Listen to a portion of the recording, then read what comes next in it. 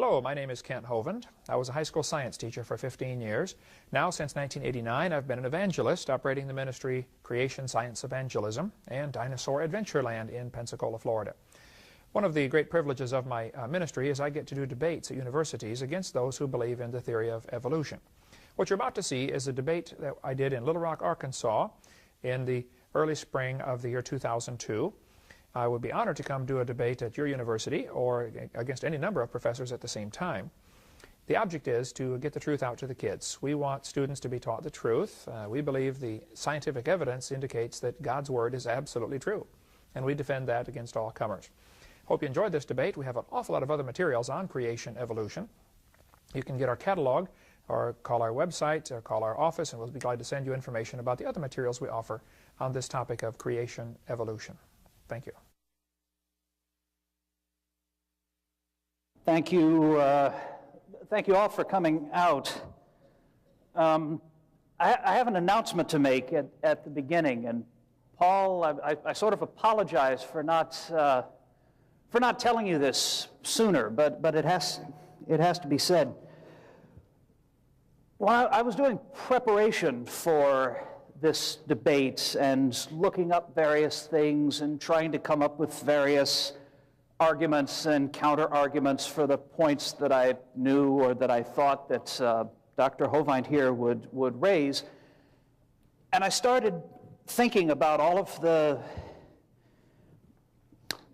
arguments that he'd made in the previous debate, all of the things that he'd said, all of the points that he'd brought up that I just found myself incapable of refuting. And I did a good deal of background digging into the claims and the statements and the facts that Dr. Hovind presented, thanks in part to his very excellent website, www.drdino.com, which I can highly recommend.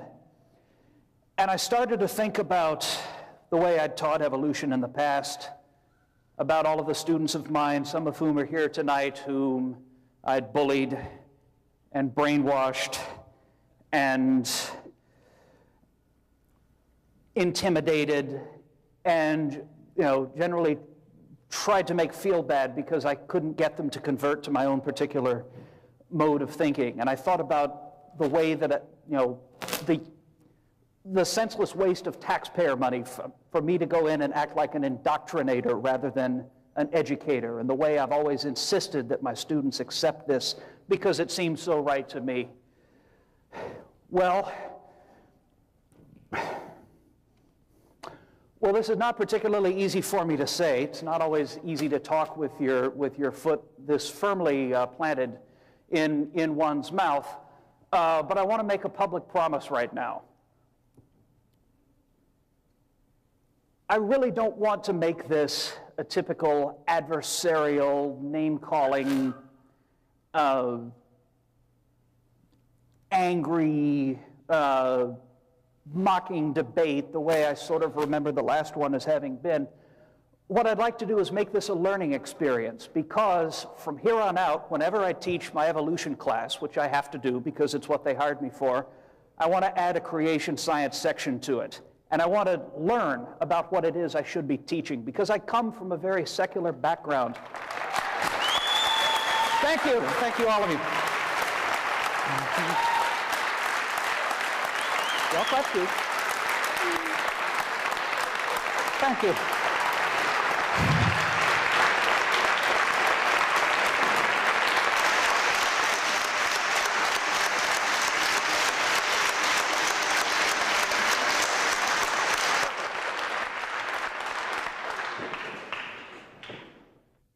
Wow. Think still on? Great. The high school I went to was a public high school in Louisiana, great education capital of the world that it is. And things like this just weren't covered in my high school. One friend of mine was actually taken to after-school detention for saying the name of Jesus out loud. That's what the atmosphere there was like, I kid you not. And of course, in my college education, first at Tulane and then at the the People's Republic of Berkeley, California, which is a little different from here, I might add, just a touch. Of course, I was not exposed to things like this. So the reason I came here was not so much to defend my own case, because evolution is far past anything that I could say to defend it. What I really would like to do here is learn some of the things that I should be teaching, some of the things I should be presenting, and the ways in which I should be presenting it, to make sure that all of my future classes are even and open-handed and non-intimidating to people of all persuasions who should happen to take them. And so I really don't have anything else to say. I ended up not presenting a particularly strong defense, and I hope this doesn't upset the presenters. We were told to make this a debate, so in my own feeble way, I will do my best to answer any points that Dr. Hovind here brings up. But what I would like to do, and what I hope some of you will do, is simply to make this a learning experience for all, for us to learn about, well, in my case, learn about what I need to be covering better, which is the creation view. And I know that wasn't 15 minutes. This could mean we all get out of here a little early. Aw. All right. Well, thank you so much. I appreciate that. This is my 65th debate, and that's the first time I've had someone say they would like to be open-minded about it, and I really appreciate that. And I will come at my expense to speak to your class anytime you'd like, okay? Let me know. Here's my position. I believe in the beginning God created the heaven and the earth. I believe he did it in 6 literal days, exactly like he told us in Exodus chapter 20, verse 11. I believe the world before the flood was very different. The people lived to be over 900 years old. I believe the word evolution is confusing to the kids because there are 6 different meanings or levels or stages to evolution, only one of which is really scientific. And here's where all of the confusion comes in. First, you'd have to have cosmic evolution. That would be the Big Bang. The origin of time, space, and matter is a complete mystery to scientists, and to include this as part of a science education is simply lying to the kids, okay? We don't know how time, space, and matter came into being. If you have a theory about that, that's great, but don't teach it as if it's a fact, because the Big Bang is a far cry from a fact, okay? Secondly, we'd have to have chemical evolution. According to the Big Bang theory, hydrogen was produced. Well, how did we get all these other elements? There are 92 elements plus the synthetic ones. Thirdly, we'd have stellar or planetary evolution. No one's ever seen a star forming. We see stars blow up all the time. We never see one form. So that's not part of science to say stars evolved over millions of years. Nobody's ever observed that. That's not part of science. It's part of a religion that somebody believes in. Fourthly, we have organic evolution. That's the origin of life. No one has a clue how life can get started from non-living material, and it certainly has not been proven how it happened in the past. This also is not part of science. This is part of a religion and should not be taught at taxpayer expense in schools. Fifthly, we have macroevolution. That's where an animal changes from one kind of animal into another. No one has ever seen a dog produce a non-dog. All we see is dogs produce dogs. Now, you may get a big dog or a little dog, but you will always get a dog when you crossbreed dogs, okay? And probably the dog, the wolf, and the coyote had a common ancestor. I wouldn't argue about that. But a 5-year-old kid knows they're the same kind of animal.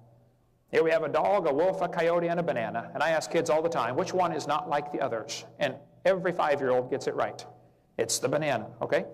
The Bible says they will bring forth after their kind. So my position is very clearly, variations within the original created kinds are all that we have ever seen and all that can be called science. Science deals with things we can observe and study and test and demonstrate. The first 5 stages that I shared with you are not science. They are a religion, plain and simple. Only number 6 is really scientific. Now, if you observe variations within the created kind and you say, okay, I think this variation might lead to bigger changes, okay, you're welcome to believe that, but that's where you just stepped out of science and went into your religion. You just went into the metaphysical. You think it might have happened long ago and far away. That's not science. Okay, that's a religion. My position is the evolution theory is not only stupid and an insult to our intelligence, it is dangerous. We are teaching the kids they're an animal, and then we wonder why they act like animals. This textbook says 30 million years ago, these creatures evolved. The earliest fossil apes that can be ancestral to both humans and modern apes. We teach the kids they're nothing but an ape. or derived from the same ancestor as an ape, and then we wonder why they act like animals. You don't need to be a genius to figure this out, folks. What you believe determines how you behave. This textbook says you are an animal and share a common heritage with earthworms. Now, I don't care if somebody wants to believe that, but that's not science. And I resent paying for that to go into the textbook, because that's not science. That's his religion. He believes we have a common ancestor with earthworms. He doesn't know that, okay? And textbooks are jam-packed full of stuff like this, propaganda to get the kids to believe this silly theory. We teach them they're an animal, and they're acting like animals, okay? Go visit the schools, and you'll see what I'm talking about. I taught for 15 years. Kids are being taught there's no such thing as a moral standard. I challenge people all over the world. I ask them the question, if evolution is true, how do we determine right from wrong? If evolution is true, what is sin? I'm telling you, there is no absolute standard to determine right from wrong if evolution is true. You just can't tell. My position is anyone who teaches this false religion and destroys the faith of students is in serious trouble when they face God, because they're destroying their faith. Jesus said very clearly, whoso shall offend one of these little ones which believe in me, it were better for him that a millstone were hanged about his neck and he were drowned in the depth of the sea. Now, if you want to teach science, then teach science. But if you're going to mix your religion in with it and try to make the kids believe that they came from an ape-like ancestor, you better understand you're destroying somebody's faith, and you're going to face God with this. You're going to be in serious trouble. I'm just here to warn you. I'm the messenger boy. My position is every one of us has broken God's commandments. God created this world, and He owns it, and everyone in this room, especially me, has broken God's laws. And we are in serious trouble. Nobody can get to heaven on their own merits. The Bible says, thou art not a God that hath pleasure in wickedness, neither shall evil dwell with thee. If you have any sin in your life, you cannot go to heaven unless you have been forgiven. And 33 years ago yesterday, I asked the Lord to save me, and I'm going to heaven. It's not at all because I'm good. It's because I have been forgiven. Anyone who repents and asks for God's forgiveness shall be saved. And that's what I recommend everybody do. My position is very simple. Many people believe in evolution because they do not want to accept responsibility for answering to a creator. There's no scientific reason to accept this theory, but some people really like that theory because that's a logical way to get freedom from God. We're warned about this in Romans chapter 1, about people who would accept this theory. It says, even as they did not like to retain God in their knowledge, God gave them over to reprobate mind, to do those things which are not convenient. You ought to read the whole chapter about how the people descend into depravity because they're just looking for some way to get rid of God. They're going to be backbiters, haters of God, who, knowing the judgment of God, that they which commit such things are worthy of death, not only do the same, but have pleasure in them that do them. The Bible says, for this cause God shall send them strong delusion, that they should believe a lie. Evolution, at least the first 5 stages I shared with you, are indeed a lie, in my opinion. There is no evidence to support evolution except things that are proven to be lies. This textbook just clearly shows the kids that the mammals, the birds, the crocodiles all have a common ancestor. Well, you are welcome to believe that, but don't call that science. That's a religion that some people believe in, but there's no scientific evidence that any animal has ever produced a different kind of animal. None, okay? This one says the coccyx, that's your tailbone, is a small bone at the end of the human vertebral column. It has no present function. That is simply a lie. You're a medical doctor. You know there are 9 muscles that attach to the tailbone, without which you cannot perform some very valuable functions. I won't tell you what they all are, but trust me, you need those muscles. Your tailbone is not vestigial, okay? And I have a long time standing offer. If anybody ever tells you the tailbone is evidence for evolution because we don't need it anymore, you tell them, I will pay to have theirs removed. Tell them, bend over. This textbook says many organisms retain traces of their evolutionary history. For example, the whale retains pelvic and leg bones as useless vestiges. Now, this is just simply a lie, okay? Those bones in the whale's abdomen are anchor points that muscles attach to, and without those specialized bones and those specialized muscles, the whales cannot reproduce. The male and female whales have bones that are different. They're used for reproduction. It has nothing to do with walking on land. And so the guy who wrote this is either ignorant or he's lying to his students. But it's not true either way, okay? This one says the human embryo has gill slits. It shows the fish, the reptile, the bird, and the mammal having gills. This was proven wrong in 1874. This is a lie. This is not true, but it is still in a year 2000 textbook. Those little folds of skin on the embryo develop into bones in the ear and glands in the throat. They never have anything to do with breathing. I've seen folks that have 5 or 6 chins and they cannot breathe through any of them but the top one, okay? My position is there is no scientific evidence to support the idea that we all came from a rock 4.6 billion years ago, which is precisely what evolution boils down to if you get rid of all the big words and the fluff and the feathers, okay? All evidence shown to kids in textbooks as evidence for evolution has been proven wrong. Gill slits, horse evolution, etc. Your kids are being lied to. My position is if there is evidence for a theory, please show it to me. Just don't lie to the kids.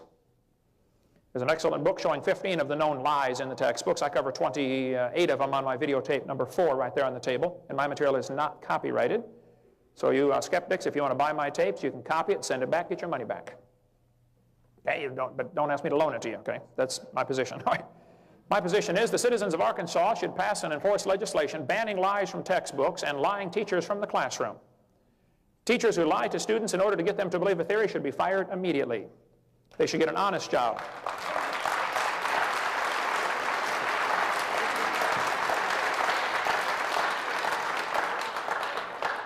These 6 things doth the Lord hate: a lying tongue. It's one of the things God hates, okay? The Bible says all liars shall have their part in the lake of fire, which burneth with fire and brimstone. This is the second death. So my position is very simple. I like science. I'm not against science. I'm not against education. My mother retired from teaching public school. My brother's in his 34th year teaching school. There are many good, godly teachers in the system.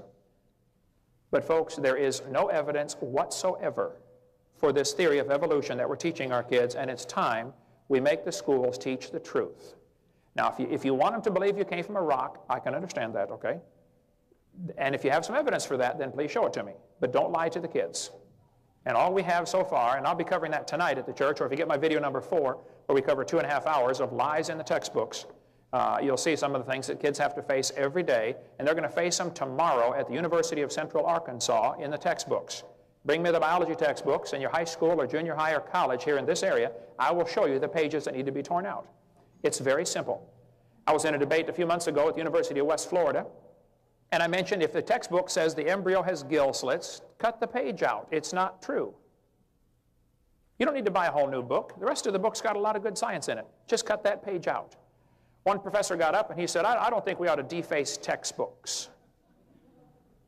I said, sir, if you were teaching mathematics and you found a page that said 2 + 2 is 5, what would you do? He said, I would tell the students to mark out the wrong answer and write in the correct answer. I said, you would deface a textbook?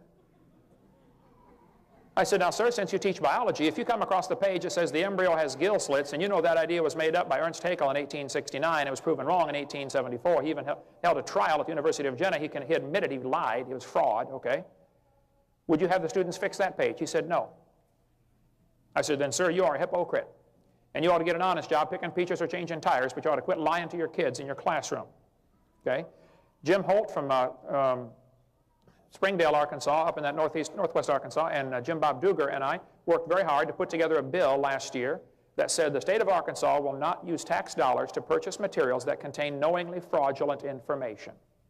It almost passed the House of Representatives, and we're going to try it again this year, and we're going to try it again every year until somebody gets the message.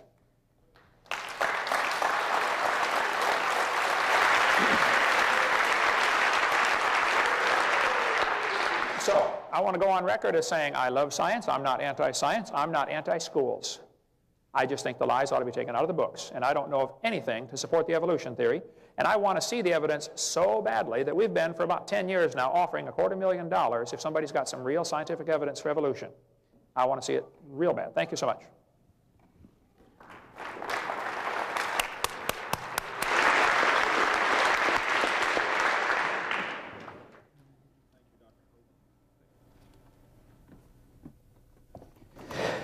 All right, yeah, and thank you very much. That was very informative. Incidentally, I did a little research on one of the matters you mentioned. There is actually a website, http://www.coccyx.com, C-O-C-C-Y-X. No, I think it's org, not com.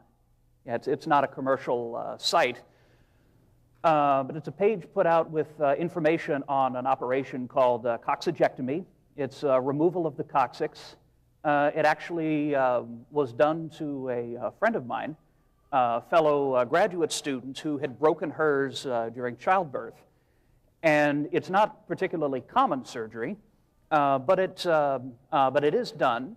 There's a listing of a number of doctors who perform it, usually as treatment for intractable pain, pain that won't go away. So now that you have this offer that you'll pay to have someone's coccyx removed, do you mind if I give your name and number to... All right, ask... the condition's called coccydynia. That's C-O-C-C-Y-D-Y-N-I-A. It's a medical condition where misalignment of the coccyx causes pain that can range from mild discomfort to continuous agony. And the success rate is about 90%. It takes a while to recover, but people generally do get better. I think my friend's certain vital functions ended up coming out unimpaired, although I couldn't really ask direct. You understand. I couldn't really ask that. All right. I have a question now that's come up in my reading. All too often, we see illustrations of the evolutionary process as being something like this. You have over on the left, you have Bonzo the chimp, and Oog the ape man is over near there, and then you have Neanderthal and Cro-Magnon and some naked guy over on the right. And this picture of how evolution in general and human evolution progresses has been attacked very stridently by authors like Jonathan Wells, as well as other creationist authors probably going back to George McCready Price in the 1920s. Well, I promise never to teach that human evolution happened this way. And when you get into when you read, as I have read, I have gone over to Central Baptist College Library and done some reading of the other side's position on human evolution. The creation literature talks a great deal about how all life is divided up into individually created kinds. And Dr. Hovind gave a very fine example of how these work. You can have a dog, a wolf, and a coyote, and sure, maybe there's been a little bit of change. All three of those might have evolved from a common dog-like ancestor, but it was still a dog, not a rutabaga or some such.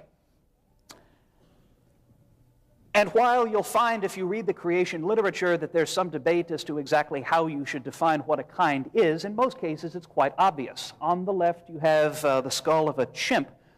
On the right you have the skull of a human, and these clearly belong to different created kinds.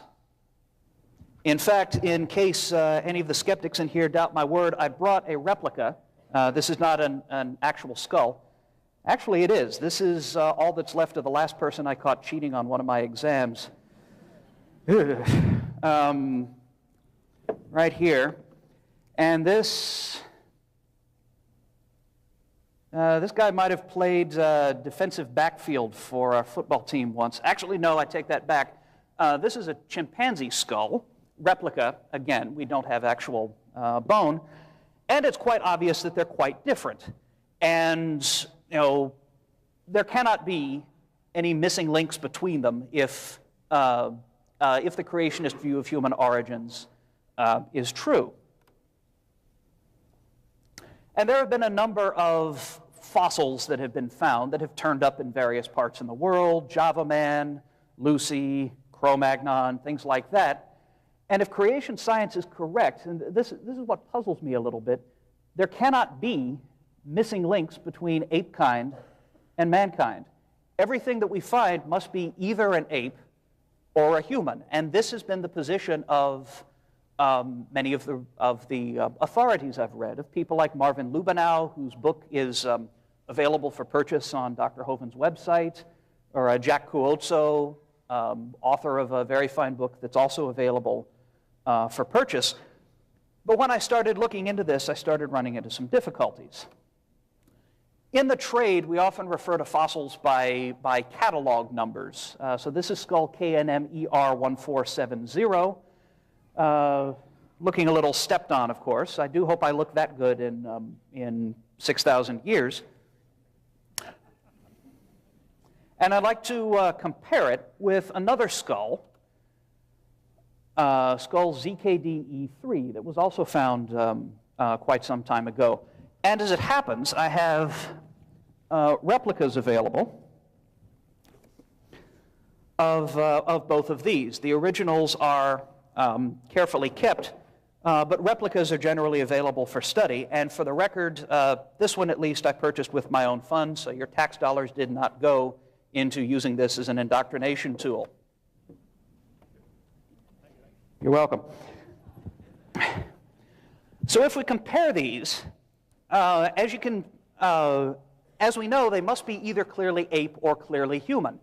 There was a creationist writing in the 70s, it might have been Kelly Seagraves, I forget, who mentioned that the more difficult it is to determine the boundaries between created kinds, the more evolution is going to look like as if it's true. So it should be obvious as to what is an ape and what is a man.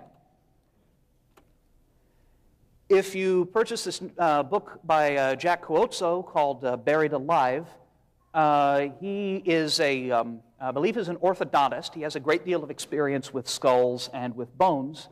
And according to him, they're both essentially apes. They've got small brains. The one over on the left has a brain size of about 750 cubic centimeters. That's roughly half of your own. And he considers both of these to be basically funny-looking apes.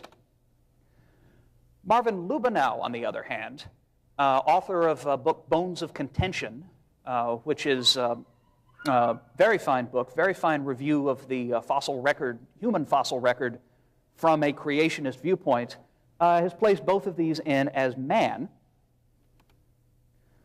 A researcher by the name of A.W. Mellert considers the one on the left, KNM-ER1470, to be an ape, and the one on the right, the ZKD skull, to be a man.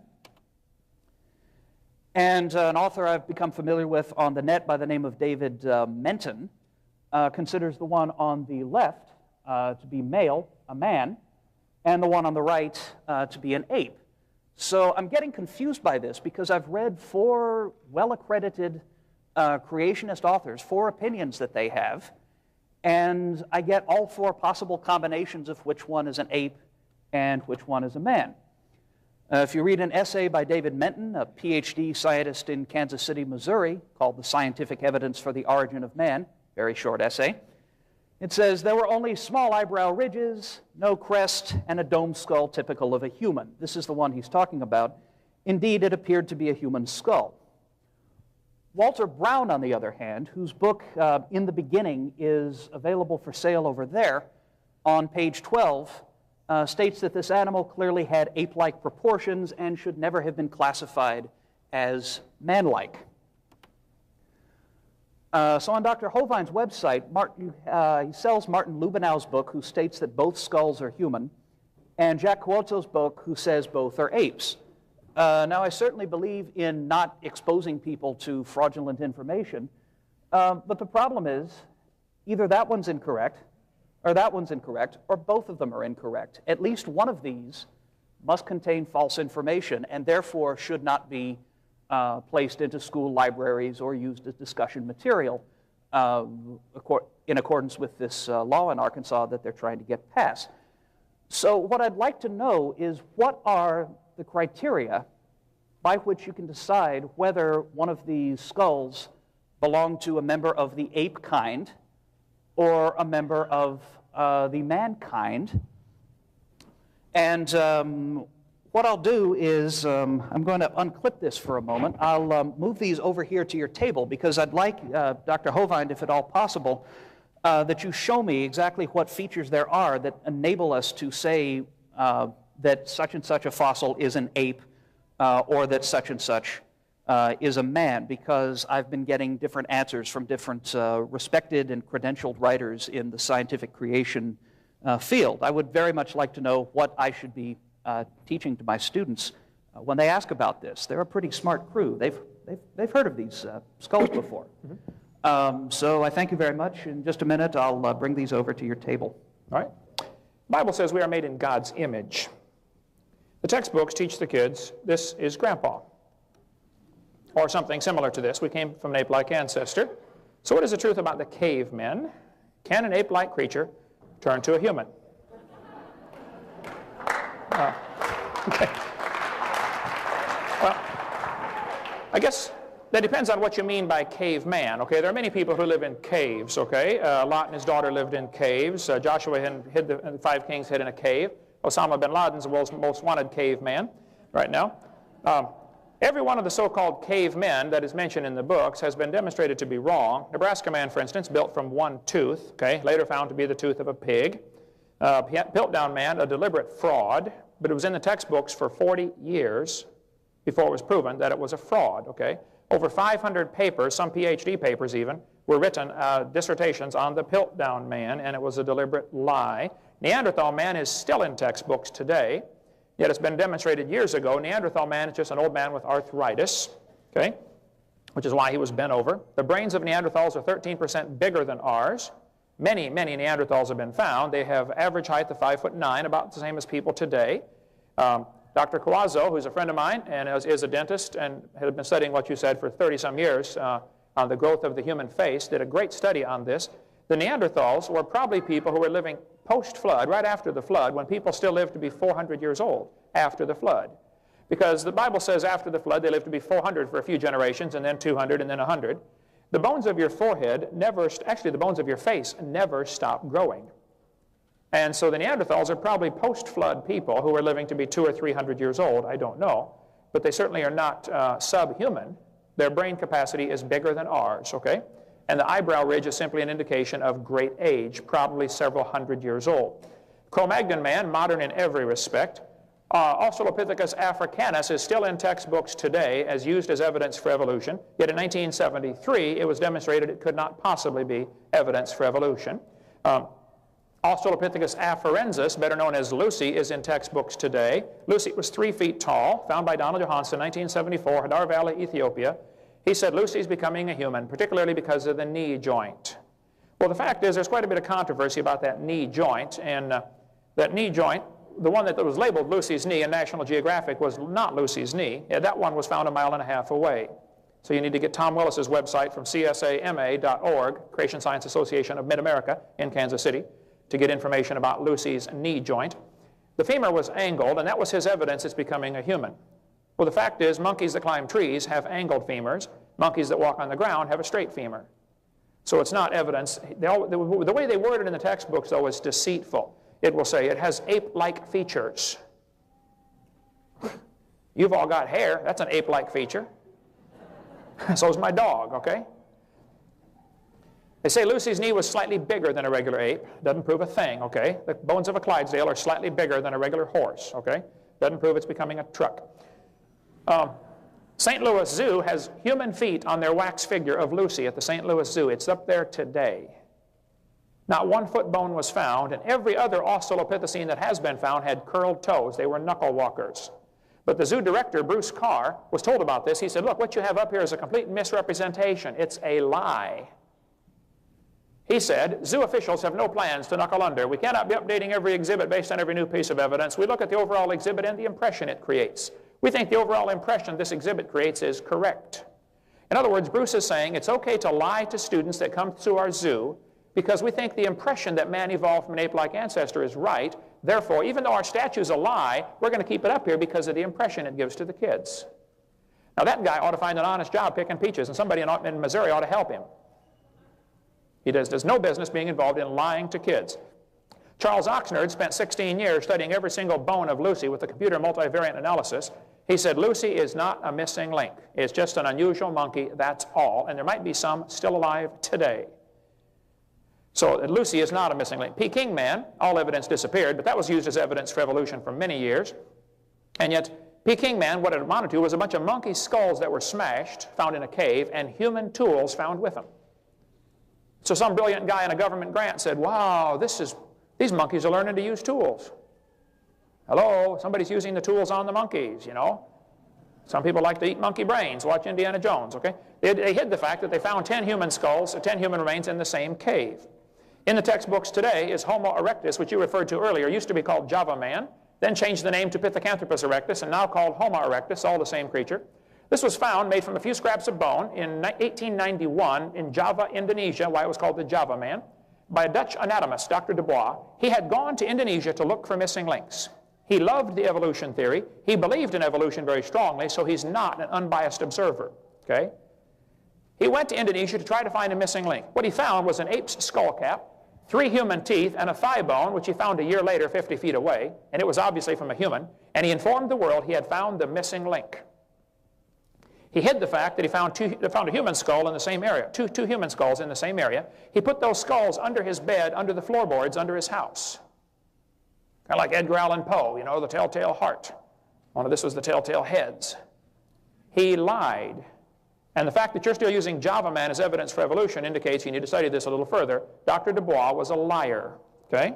There is no evidence of how man evolved, none whatsoever. Fossil evidence of human evolution is evolutionary history is fragmentary and open to various interpretations. Fossil evidence of chimpanzee evolution is absent altogether. Nature magazine, volume 412. Marvin Lubinau's book and Kawazo's book, they may disagree on whether something is human or ape, but there's a much, much bigger point you are totally missing. I'll share it with you here.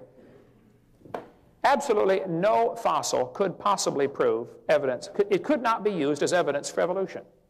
If you walked into a court of law and said, Your Honor, this is the ancestor of humans today, anybody with half a brain in their head would say, Your Honor, he can't prove this fossil had any kids. You certainly can't prove it had different kids. Why on earth would you think a bone you found in the dirt can do something animals today cannot do? Animals today produce the same kind. Why would you think it was different long ago and far away? That's my whole point. That is not science. That's a religion. Now, if you want to believe this is an ancestor of anybody, you can believe whatever you want, but that's not science, and it shouldn't be you shouldn't be using taxpayers' dollars to spread your religion in the public school system, plain and simple. Now, that's my point number one. No fossil could possibly count as evidence for evolution. It couldn't count because you can't demonstrate it had any kids. And the fact that you find a bone in the dirt lower than some other bone you found in the dirt, that doesn't prove any relationship either. I mean, a freshman law student would have a heyday with evolution, disproving it. It'd be so simple in the average court of law. The problem is evolution doesn't have to be proven in a court of law. It only has to be made believable for students to come to school. And here's some student in the school who has a fear of his teacher because the teacher has an academic and a psychological advantage over him. And now he's going to be taught this stuff and he doesn't dare question it too loudly or it might affect his grade or his possibility for graduation. Secondly, I'd like to point out the similarities between these creatures. And there are many similarities. I'll be quick to agree. Okay, I taught biology and anatomy for many years. There are thousands of similarities. The similarity demonstrates a common designer. Doesn't demonstrate a common ancestor. There's thousands of parts off a Chevy that'll fit, off a Chevy Corvette that'll fit on a Chevy Lumina. Thousands of parts will interchange. That doesn't prove they're all evolving from a skateboard. They're all coming from General Motors. Hello, okay? So the similarities you're finding in these skulls is just as much evidence for a common designer of these creatures. They have similarities like binocular vision, both eyes on the front of the head as opposed to the sides, because humans and chimpanzees have similar tasks to perform in life. They have to find their food, they have to see where they're going, they have to be able to do certain things. There are also thousands and thousands of differences between humans and chimpanzees. I mean, thousands of differences. People will say, well, humans and chimps are 98.6% similar, or 98.4% similar with current, in their DNA structure. Well, first place, 1.6% of the DNA difference is an incredible amount of difference. The fellow who was in charge of the DNA genome project, or one of the top, I think he was in charge of it. I've got the information here if my computer didn't lock up on me. See, according to evolution, things get better automatically, but I cannot get it to work for me. The guy in charge of the, I'll get the quote here for you since I got 2 minutes left. He said, this 1.6% difference is absolutely incredible amount of difference. It amounts to 48 million nucleotides that are difference. And a difference of only 3 nucleotides is nearly always fatal to the organism. I know somebody's not going to believe me, so I'll show you where he said it himself. Human DNA is incredibly complex. Okay. I think I've got the quote right here. Let's see. Similarity in DNA. Here we go. Dr. Barney Maddox, the leading genetic genome researcher, said concerning these genetic differences, now the genetic difference between human and his nearest relative, he's not a nearest relative, folks, but Barney believes he is, okay? I know a good job we can get for Barney, too. He says we're relatives to the chimpanzee. He said this is at least 1.6%. That doesn't sound like much, but calculated out, there's a gap of 48 million nucleotides, and a change of only 3 nucleotides is fatal to an animal. There is no possibility of change. So 2 major points I would like you to address. Number 1, the similarities could just as easily be demonstration of common creator. Why aren't students taught that? Why are they only taught one religious viewpoint as opposed to all religious viewpoints? Secondly, the so-called ancestors, no fossil would demonstrate evidence for evolution. Absolutely none. It couldn't count in a court of law because, as I said, you can't prove it had any kids. Why on earth would you think a bone you found in the dirt is evidence for evolution? It can't be. If evolution is really true, let's watch it happen. Let's see it. And the argument will be, well, it happens so slowly we can't see it. Okay, then it's not science. It's something you believe happened, but that's not demonstrable in a laboratory. It's not testable. It's not part of science. And I resent them cutting down our perfectly good trees to print that stuff in a textbook. You know, where's Al Gore when you need him, okay? So my answer to your question is very simple. Yes, there are thousands of similarities. I don't know if this was a human or an ape. It doesn't matter. It wouldn't count as evidence for evolution because you couldn't prove it had any kids, okay? If there are species of extinct apes, and I'm sure there are thousands, you know, things that have gone extinct over the years, thousands of animals have gone extinct. So what? That doesn't prove evolution either. That's the opposite of evolution. And so if you're using tax dollars to line these things up in your classroom and say, boys and girls, can't you see the similarity here? And some kid in your class says, yes, teacher, doesn't this prove a common designer? You should say, well, you're right. It certainly could prove a common designer. We don't know. Why on earth are we discussing origins in science class anyway? Origins is not part of science. You're going to make somebody upset no matter which way you discuss it. Okay? Origins has no business being involved in the school system. It just shouldn't be discussed. Bigger question, yeah, it is, should we even have public schools? We'll get into that some other time. Thank you so much.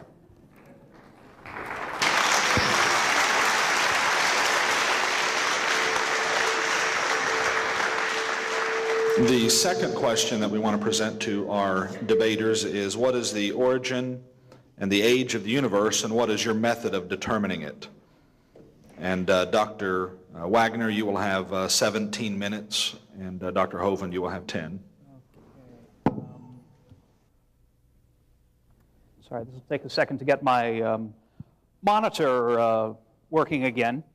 Well, I think I can, let's see here. Well, I think I can assure both you, Dr. Hovind, and everyone here that I will never again teach about Nebraska Man and Piltdown Man. Those are permanently out of my lecture notes for all time. Thank you.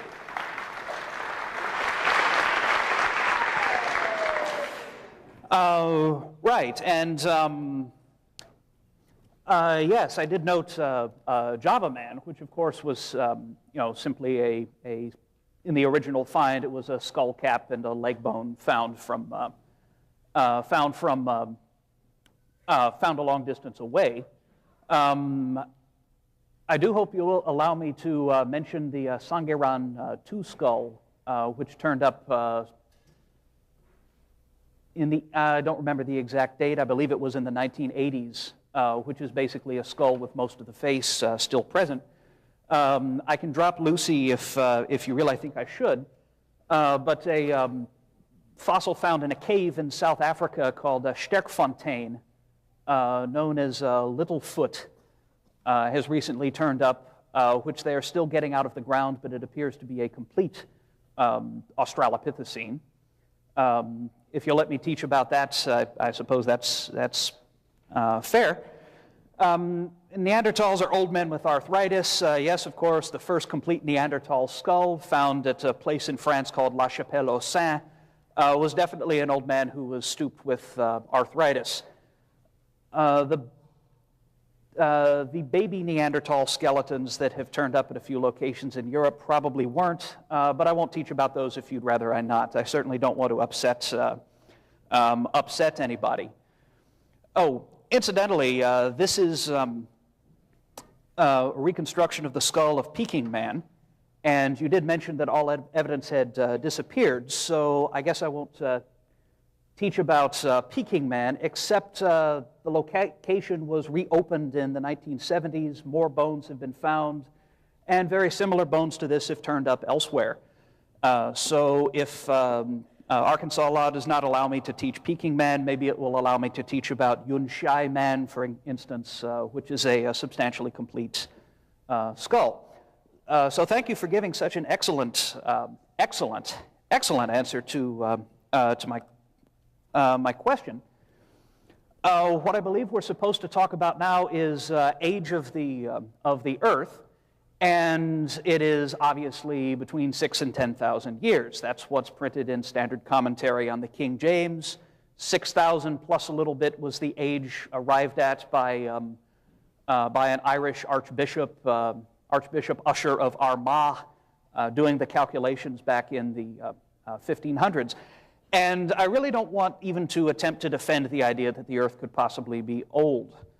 What I do have, again, is another question that's been troubling me a great deal, that comes from time that I've spent going out into the Mojave Desert of southern Nevada and southeastern California.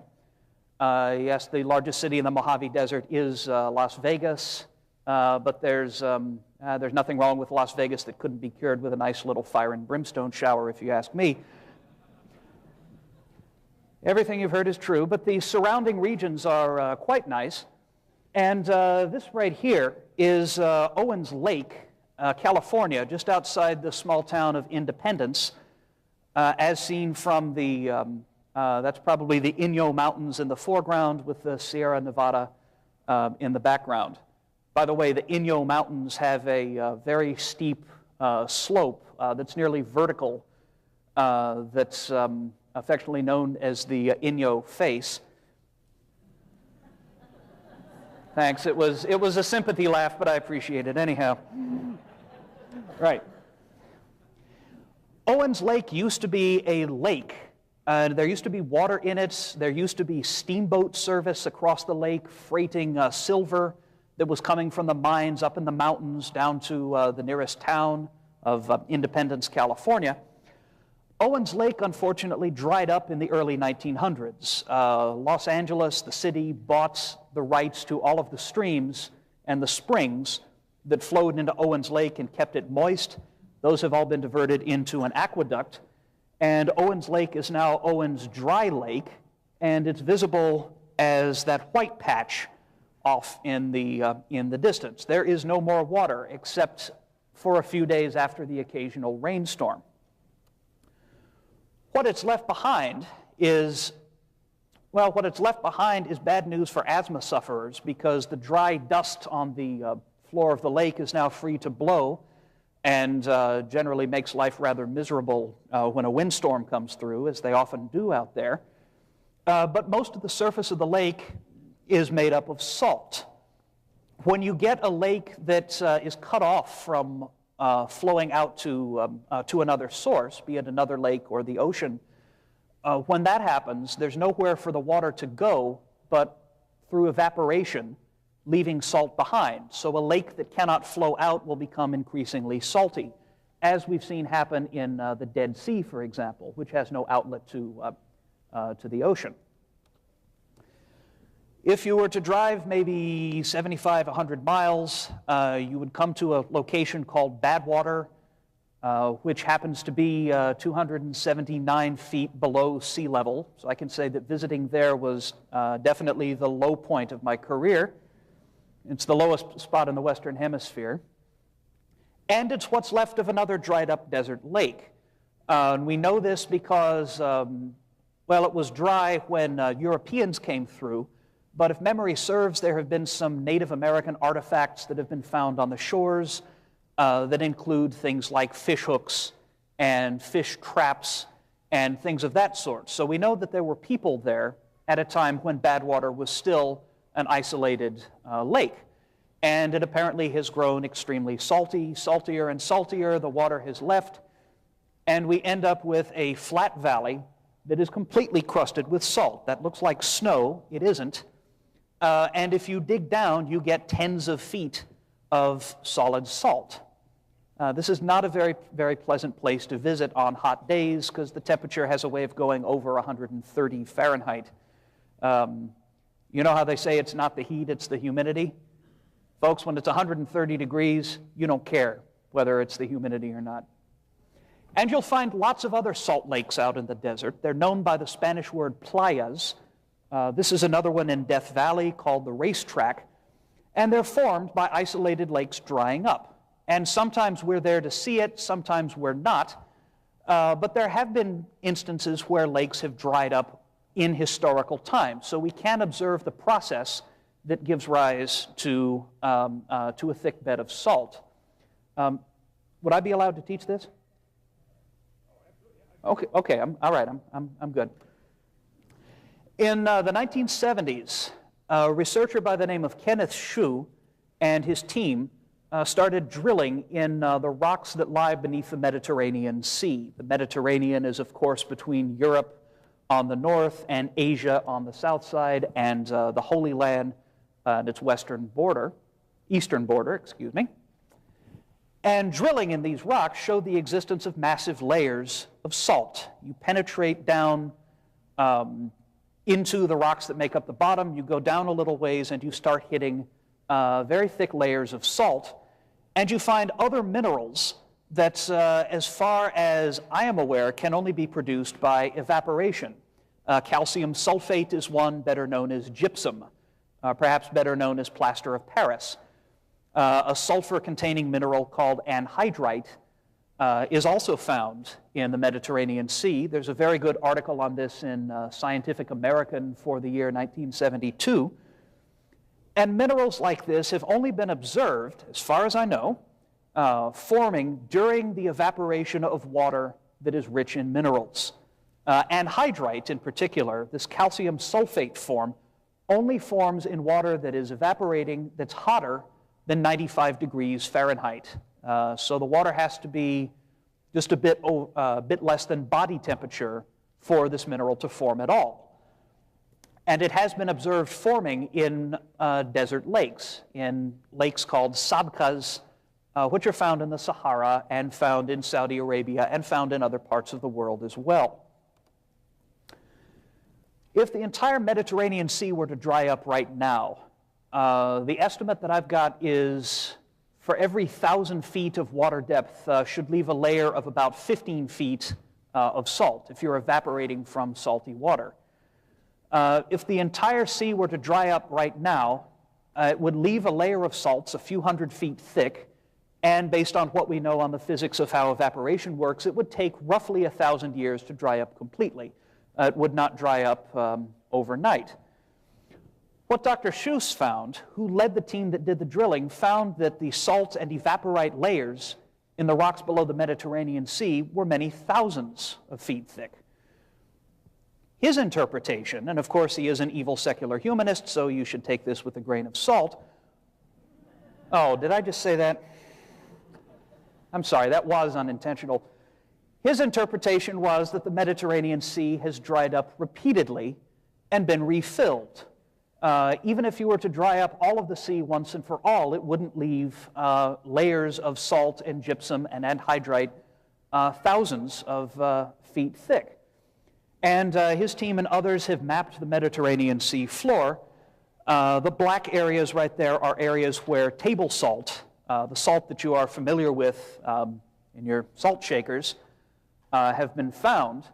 Other minerals that are, as far as we know, formed only in evaporation, like gypsum and anhydrite, are found in other regions. And you'll notice that they extend all the way over, sorry if the volume keeps going up and down, all the way over to the coast of ancient Phoenicia and Judea, modern-day Israel.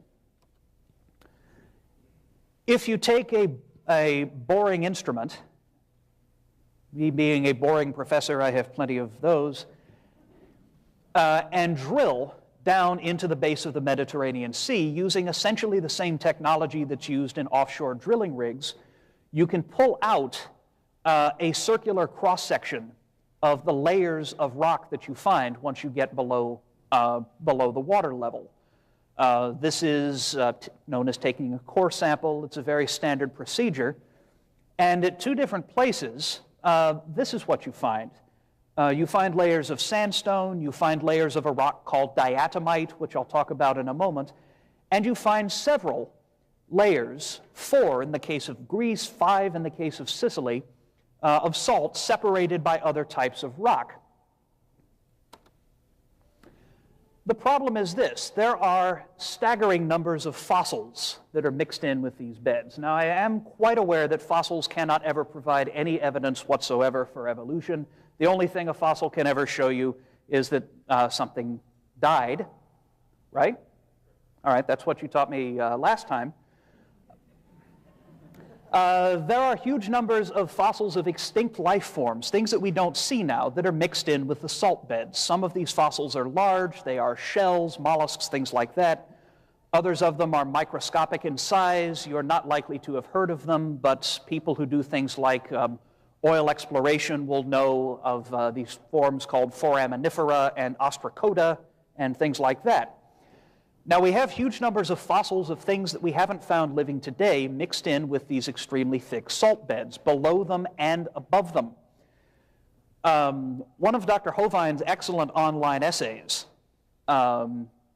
states that bent rock layers, fossil graveyards, and polystrata fossils are best explained by a flood.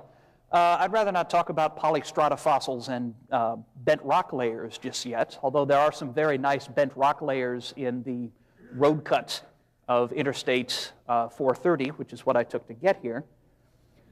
But if fossil beds, rich in fossils of things that we no longer see alive, formed in the Great Flood, this must somehow mean that the salt beds did not form by evaporation. They must have formed in a flood. They must have formed in a great inundation, a great deluge of water. And they must have formed during the flood, but not during that entire time period. There must have been water in the Mediterranean before and after, or we wouldn't get fossils below and above the salt.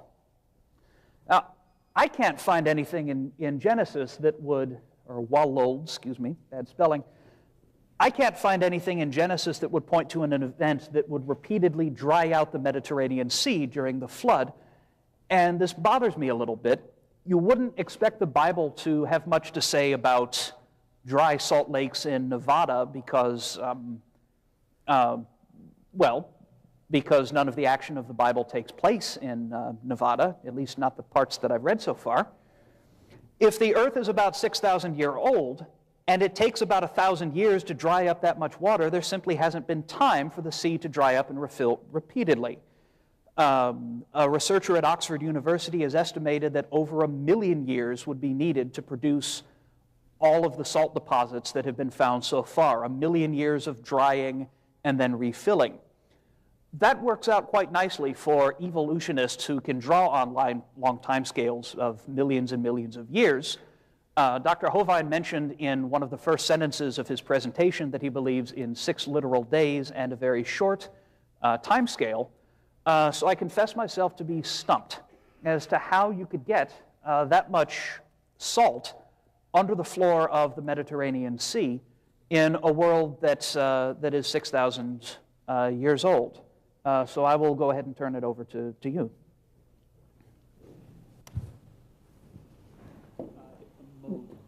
There we go. All right. Well, there's an excellent article in Walt Brown's book in the beginning. Have you seen that about the salt accumulation in the Dead Sea? There's also, it's on his website, creationscience.com. He's a PhD in physics, retired lieutenant colonel from the Air Force. Let me answer the question here first. We're supposed to be debating on how old is the earth and what is my position. Why do I believe that? The Bible says, in the beginning was the Word, and the Word was with God, and the Word was God. All things were made by Him. Okay, God created everything. Jesus Christ is God Himself in the flesh. According to numerous scriptures, we can determine that. Jesus said the creation of Adam was the beginning. At the beginning, he made them male and female. Mark 10:6, from the beginning, he made them male and female. So you need to understand, Dr. Waggoner, your position that you're taking is calling Jesus a liar. Now, you're welcome to do that, okay, but you need to understand, Jesus said the creation of Adam was the beginning, and I doubt that you believe that. So your position is directly at odds with what Jesus said, just so you understand. Okay? We'll give you a chance to respond in a minute. The Bible says death came because of sin. Nothing died until Adam sinned. Adam brought death into the world. The position that's taught in your school is that there was millions of years of death before man even came on the scene. So again, this is certainly calling Scripture untrue, and you're welcome to believe that, but I don't think you ought to use tax dollars to do such a thing. That ought to be done in a private institution, privately funded. The Bible says death came because of Adam. This is just what the Bible says, and the Bible says Adam was the first man. And Adam lived 130 years and begat a son. His son lived 105 years. His son lived 90. You go through the Bible, you add up the dates, you get about 6,000. So I confess one of my evidences for the earth being young is the Scripture clearly teaches that, okay? But that is not all. There is overwhelming scientific evidence. Let me get my ocular enhancers installed. I think there's overwhelming scientific evidence that the earth is young. In 1999, the newspapers announced the population of the earth has crossed the 6 billion mark. In 1985, there were 5 billion. 1977, there were 4 billion. 1800, there was 1 billion. Most folks agree there were about 1 billion people around 1800. You'll find very little arguments about this. And everybody agrees the world's population is growing rapidly. Nobody argues about that. Now, the population growth curve looks very clearly like the whole population started within a few thousand years ago. I would say it started when people got off the ark. 8 people got off of Noah's ark, started having kids and grandkids and great-grandkids, and that's why we have the population today of 6 billion. If man had been here for 3 million years, we should have an enormous population now, somewhere around 150,000 people per square inch. The population of the earth is pretty clear evidence that man has not been here for millions of years. The moon is going around the earth, but as the moon goes around, it's gradually getting further away. We are slowly losing the moon, about 3 inches a year. I was just in Hawaii a few months ago, and I was up on top of the mountain where they have the big laboratory where they send a laser beam up, bounce it off the moon every few seconds to calculate the distance to the moon. Now, I know the moon isn't going in an oval, and it's, it changes, throughout the month, but the overall pattern is expansion, and nobody argues with this. The moon is leaving us. That means the moon used to be closer. If you bring the moon in closer, you get higher tides. It's a simple physics, inverse square law. You bring it to 1/3 the distance, you flip over the 1/3, and you get 3, and you square it, and you get 9 times the gravitational pull. When you run all the physics on it, like Walt Brown has done, who's a PhD in physics, and get his book in the beginning over here on the table, 1.2 billion years ago, the moon was whizzing around just above the surface of the earth, which explains what happened to at least the tall dinosaurs. Now, they got mooned. Oh.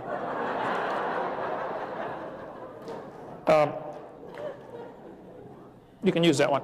The Earth's magnetic field is getting weaker. Since it's been studied, we've seen a 6% decline in the magnetic field in the last 150 years.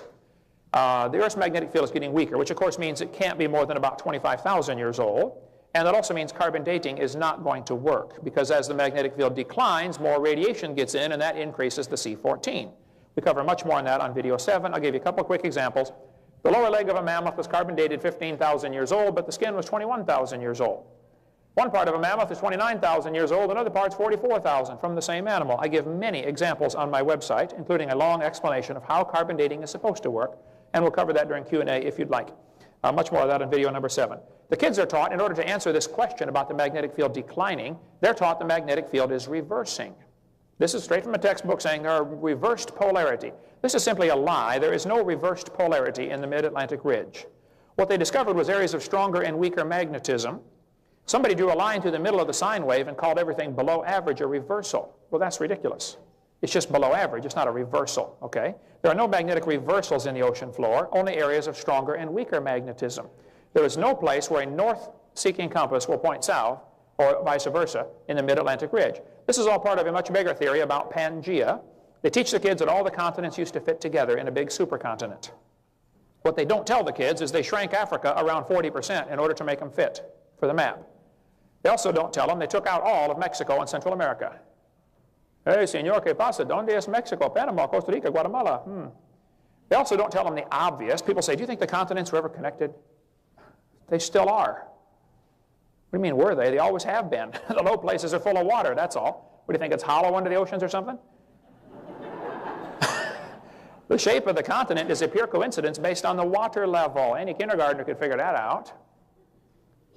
So yeah, the continents have always been connected, and they still are. They also don't tell them what anybody ought to be able to figure out by the time they're in 3rd grade. If you take the water out of the oceans, you will notice there is dirt underneath. Okay? These continents are not lily pads floating around in a bathtub, okay? So there is movement to the continents. I don't argue with that. I taught earth science for years. I was just on top of the San Andreas Fault yesterday, speaking in California. There's no question the Earth's crust is moving some, no question. And when it moves, things fall down. But that doesn't prove this movement's been going on for millions of years. This is just as much evidence of a flood. I cover many evidences that the Earth cannot be billions of years old on my seminar tape number 1. I believe very sincerely the scientific evidence and the Scripture certainly teaches this Earth is not billions of years old. It's only a few thousand years old. I don't know if I'm going to get time to cover everything you brought up here. As far as the, oh, here we go. I do have it here. 226. The salts in the ocean today are 3.6%. 3.6% salt in the oceans. At the current rate of increasing salinity, because every time it rains, groundwater runs into the ocean, bringing with it mineral salts of all sorts of various flavors. The current salinity in the ocean could have been reached in about 5,000 years. And the Mediterranean Sea, I don't know how many times it's evaporated. I cover in my video number 6 one of the possible explanations of how it was backfilled from the oceans filling in a little deeper. But you get higher salt concentrations. There are salt domes, like for instance in Grand Saline, Texas. You dig down into the ground a few feet and you hit pure salt. And they have bulldozers working underground digging out this salt, selling it over the world. Giant salt domes are found all over the world.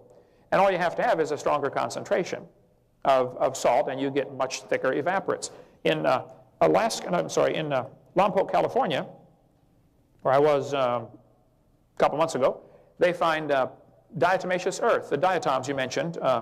Diatomaceous earth is found in Lompoc, Lompoc, California, thousands of feet thick. And yet all over the world, when we find diatomaceous earth, there are very frequently found, what you mentioned, that you didn't want to talk about, polystrata fossils. For instance, whales running through 8 or 10 feet of diatomaceous earth. The kids are taught these layers are different ages. That simply is not logical. Polystrata fossils that he mentioned are trees that are extending up through vertically up through many layers of rock strata. Now the kids are taught in school each of these layers is a different age. That simply isn't common sense. When you get a tree standing up running through multiple layers of rock, it cannot be that the layers are different ages. That tree is going to rot or fall down before a few million years is up. They're all over the place. I mean, many, many thousands of these have been discovered, and they're just automatically ignored because the kids are taught these layers are different ages. In central Alabama, there's a huge coal field where there are hundreds of petrified trees standing up, running from one seam of coal right through the rock into the next seam of coal. It's called the Blue Creek and the Mary Lee Formation. These trees, when you put them all together, you'll find out that it's evidence that all those layers formed very quickly. I believe it's pretty obvious it formed during the flood. Cookeville, Tennessee, they found hundreds of petrified trees, some over 30 feet tall, standing up. Now, if you want to believe those layers are different ages, you're welcome to believe that, but that's not common sense. Nor do I think it's fair to use tax dollars to spread that one religion when there are other ways to interpret this. Sometimes the petrified trees are found upside down, running through multiple rock layers. So, my position is very simple. God's word is true, and he said there was a worldwide flood about 4,400 years ago that completely covered the world. I don't know that I have all the mechanics of the flood down. I'd like to see the video when I get to heaven and see exactly what all happened. But the Bible says Noah was in the ark for 13 months. During that time, the crust of the earth is fluxing up and down. You would get evaporation and condensation and refilling and backfilling and all sorts of things happening. Plus, subterranean water coming out would be much hotter. Genesis chapter 7, the fountains of the deep broke open, in which case you get a much higher evaporation rate. It has to do with the latent heat of vaporization. If the water is already hotter, it evaporates much quicker. That's why you boil water to get rid of it. Thank you so much. The next question that we want to propose to our debaters is, how does your viewpoint affect behavior in society? And we would like for you to address the question is, does this represent a religion? And we'll start with you, Dr. Waggoner, once again. All right. Last year, the state legislature of Arkansas considered House Bill 2548. At about this time, I believe that started going through in March, if memory serves. And there's one provision of this bill. It had, a great deal of material in it, and I can't possibly summarize it all. This is one in particular. During classroom instruction conducted by state agencies, museums, zoos, public schools, and political subdivisions of the state, when any statement in instructional material is identified by the instructor to be a theory, the instructor shall instruct the class to make a marginal notation that the statement is a theory. I believe this stems from the deep-rooted impulse of the authors and sponsors of this bill to improve accuracy in our textbooks and our educational institutions. If something has not been proven, it should not be presented as proven. I am 100% in favor of that. And it's not just the theory of evolution that is being taught as fact all over Arkansas. There are theories being taught as if they were fact in the state of Arkansas, the extent of which will shock you. I recently went through the library of the University of Central Arkansas with all of those books, all 350,000 of them or so, purchased at taxpayer expense, and was astonished at what I found, at the enormous range of theories, of unproven assertions that are being taught as if they were simple facts. And it victimizes everyone, folks. I'll demonstrate. Leaving the question of evolution aside, they are teaching the unproved notion that all life is made of cells. This is called the cell theory. It was come up with by two German botanists named Matthias Schleiden and Theodor Schwann in 1841. But it's only a theory. It has not been absolutely proven. And yet the medical students in our University of Arkansas for Medical Sciences are being victimized by being taught only the cell theory and not alternatives. Shut up. You'll find references in these books, in our textbooks and our library books, to the germ theory of disease concocted by Louis Pasteur and Robert Koch. This is the unproved notion that microscopic bacteria, which you can't actually see with your unaided eye, can make you sick. And it's labeled as such in the textbooks and in the reference books that we deal with. It is only a theory. It is not proven that opening unmarked envelopes sent to you and breathing in white powder that you find is actually bad for you. We cannot offer scientific proof of this. If Dr. Hovind were to offer $250,000 for proof of the germ theory, he'd be able to hang on to his money for a very long time. There's also the heliocentric theory, going back to the 1600s, the theory of Copernicus. It's the unproved notion that the Earth goes around the sun and that it spins while it's doing so. And it's not only unproved, it's unbiblical. Dr. Hovind, you've mentioned earlier that the Earth was spinning over 1,000 miles per hour at the equator, if I wrote that down correctly. There is a verse in the Psalms, I believe it's Psalm 91, that says, "The earth also is established, therefore it shall not be moved." Clearly you were calling King David a liar. And your tax dollars are being used to defend this preposterous notion that the earth actually goes around the sun and that it's round. There is actually a group of biblical flat earthers based out of Lancaster, California, with some very interesting information on the web. And this is not being presented in our astronomy classes. There's more. There's this unproved notion called electromagnetic theory that is being taught as if it were fact to our engineers and our physicists and our electronics technicians that supposedly explains electricity and magnetism, but it's only a theory. I did some reading in engineering textbooks. It penetrated even there. You will find references in these textbooks to plasticity theory. This is only a theory. It is not proved that metals bend in a particular way when you put weight on them. And finally, the atomic theory, the utterly unproved notion, which a number of prominent physicists like the German Ernst Mach have disagreed with, that everything is made up of some sort of invisible atoms that you can't actually see. Our architects and our engineers are being victimized by only being taught one version, by not being allowed to, by being forced to use plasticity theory, by being forced to use this mechanical, unproven notion when they design bridges and buildings, for the very picayune reason that the bridges and buildings would fall down if they didn't. That's not good enough reason. We need to expose them to a wide range. Just an example, a so-called educational website on disease. Clearly, mentions the germ theory of disease. Not proven, not fact, merely a theory. Yet our medical schools indoctrinate thousands of doctors each year with the unproven notion that little living things crawling around in the air can make you ill. Germ theory, germ theory.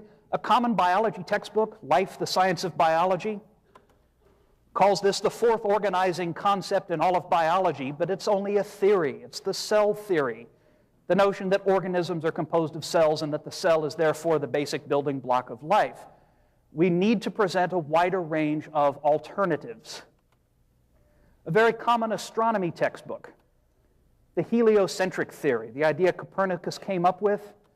The new theory was supported at the outset by no convincing proof. And if they have proved it, why are they still referring to it as the heliocentric theory? I would really like to know.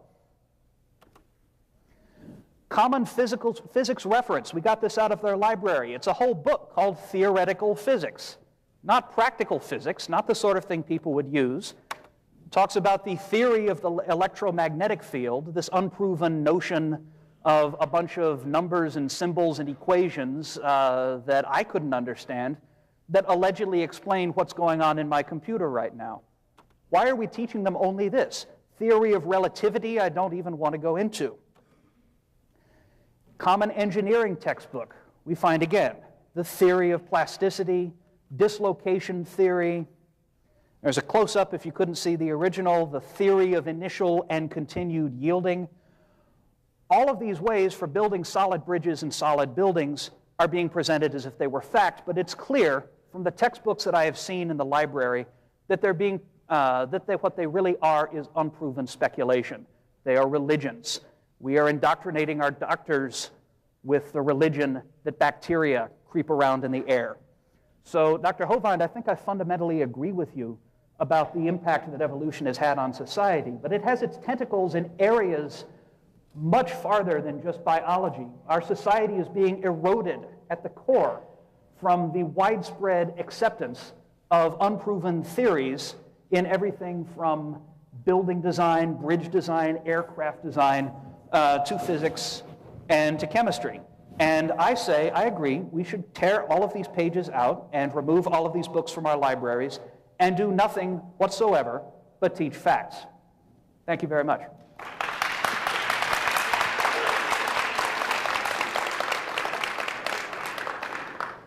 All right.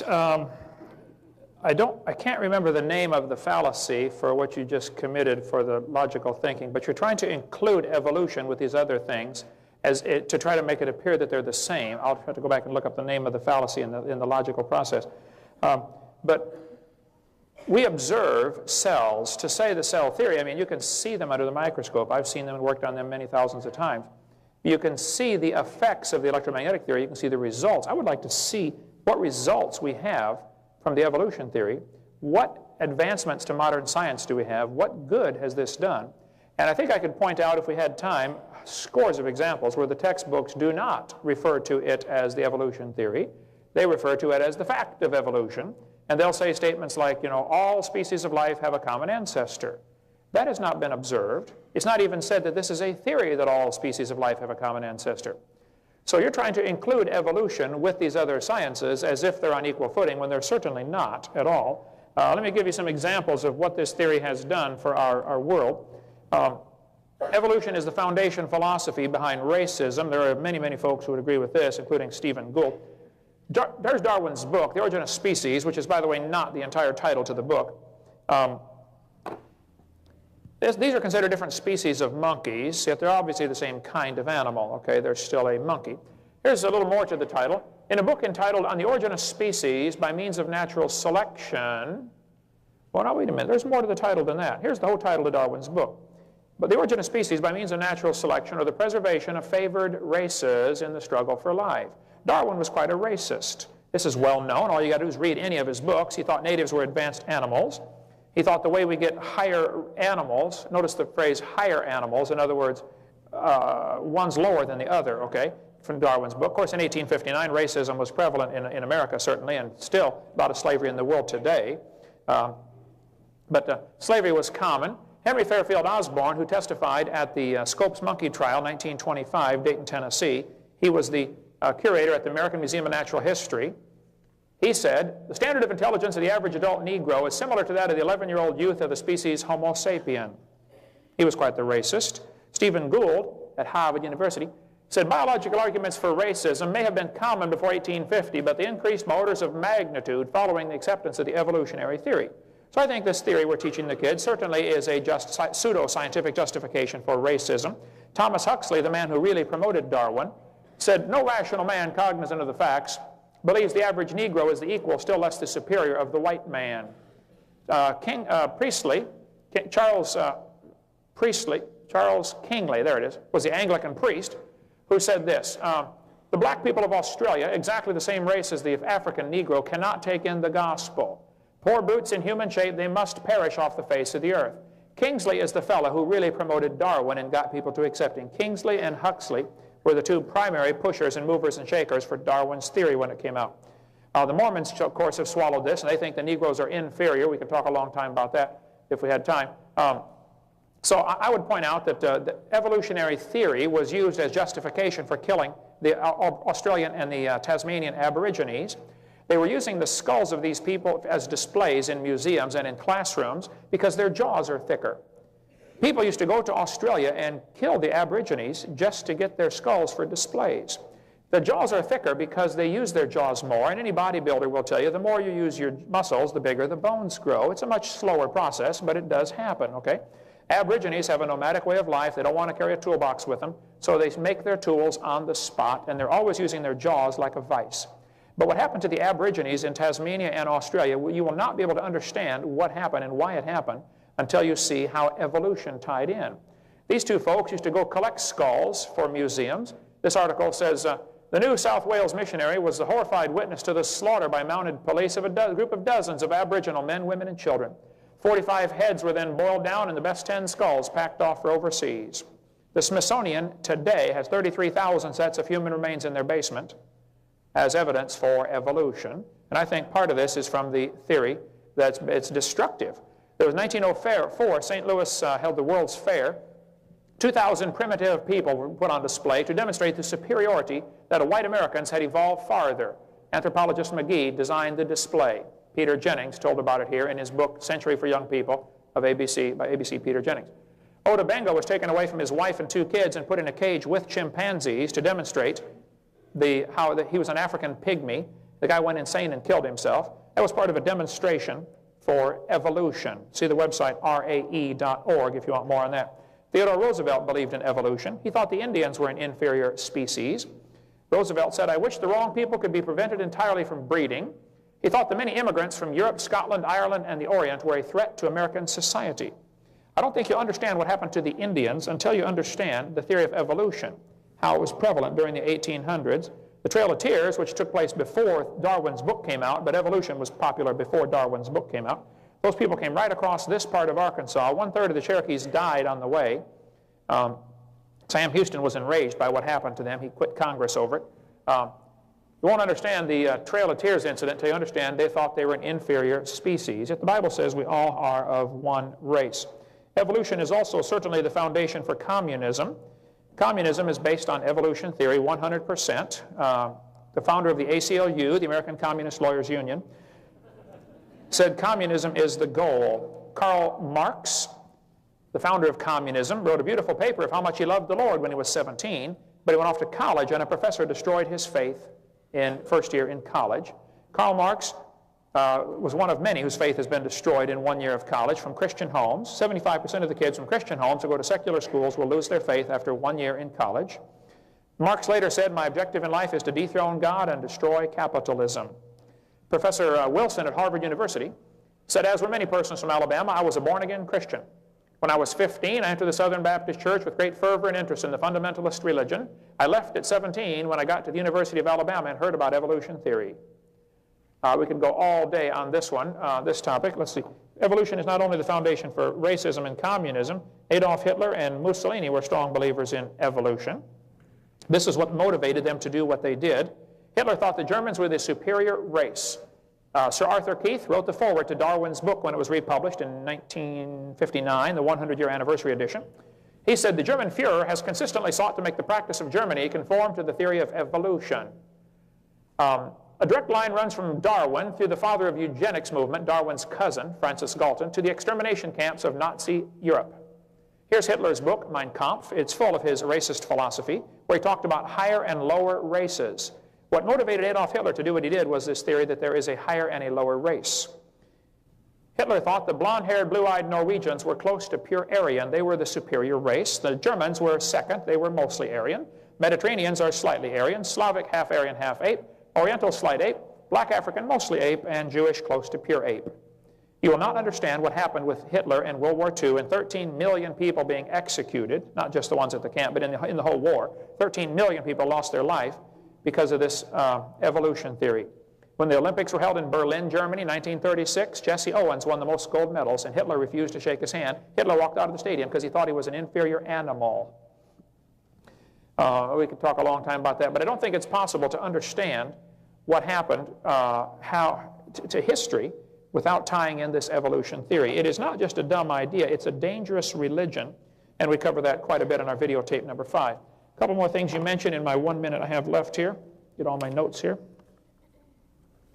You mentioned there's a Flat Earth Society. Why on earth would you bring up such a dumb idea as that? I'm not a member of a Flat Earth Society. The Bible says very clearly the earth is round. What you're doing here is it's another fallacy in logical argument. I have to get my list of all the 80 different possible fallacies you can do in arguing, but that was another one of them.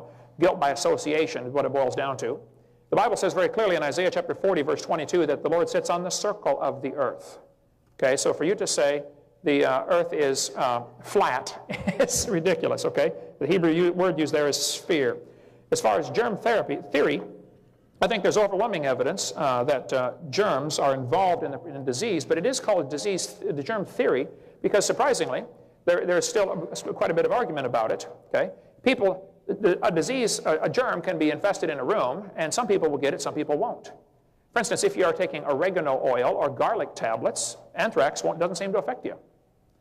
So does the anthrax cause the disease, or does the lack of resistance cause the disease? Does oxygen cause rust, or does exposed metal cause rust? I mean, all you have to do is paint the metal and it won't rust. So I would agree there's a germ theory and a cell theory and all this stuff, but for you to try to associate evolution with it is a logical fallacy. There is no evidence for evolution. I would like you to share with the audience what is the best known evidence for any animal changing to a different kind of animal. What's the best evidence? Just give me the best one, okay? Save us a lot of time. I contend there is none, and I would quickly point out again that no fossil evidence could possibly count because you can't prove it had any kids. So that wouldn't work as evidence for evolution. Please tell us your best evidence for evolution. Thank you. What did you say, a kind? Yeah. The Bible says those that originally were able to bring forth. Obviously, the bringing forth determines whether it's a kind or not. Now, there may be variations now, 6,000 years later, where they can no longer bring forth because of, Great Dane and Chihuahua have a few mechanical problems, but they could still actually bring forth, technically. So I'm not sure exactly where the original created kind was, where the boundaries are, and if I were asking the taxpayers to pay for my religion to be taught, the burden of proof would be on me to demonstrate where this is. I'm not asking the taxpayers to do that. You're asking the taxpayers to pay for your religion to be taught, so the burden of proof is on you today, not me. There was a, thank you. Go ahead.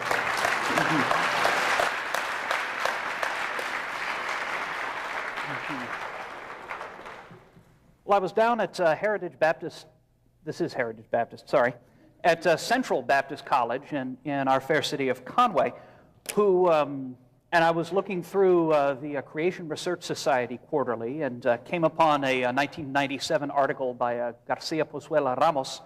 I might have gotten the name a little bit wrong, but it's something close to that, and it's 1997, in which he tried to apply definitions of exactly what kinds were and were not, specifically to the primates, reviewing various lines of evidence for what created kinds are and how we can define them for monkeys and apes.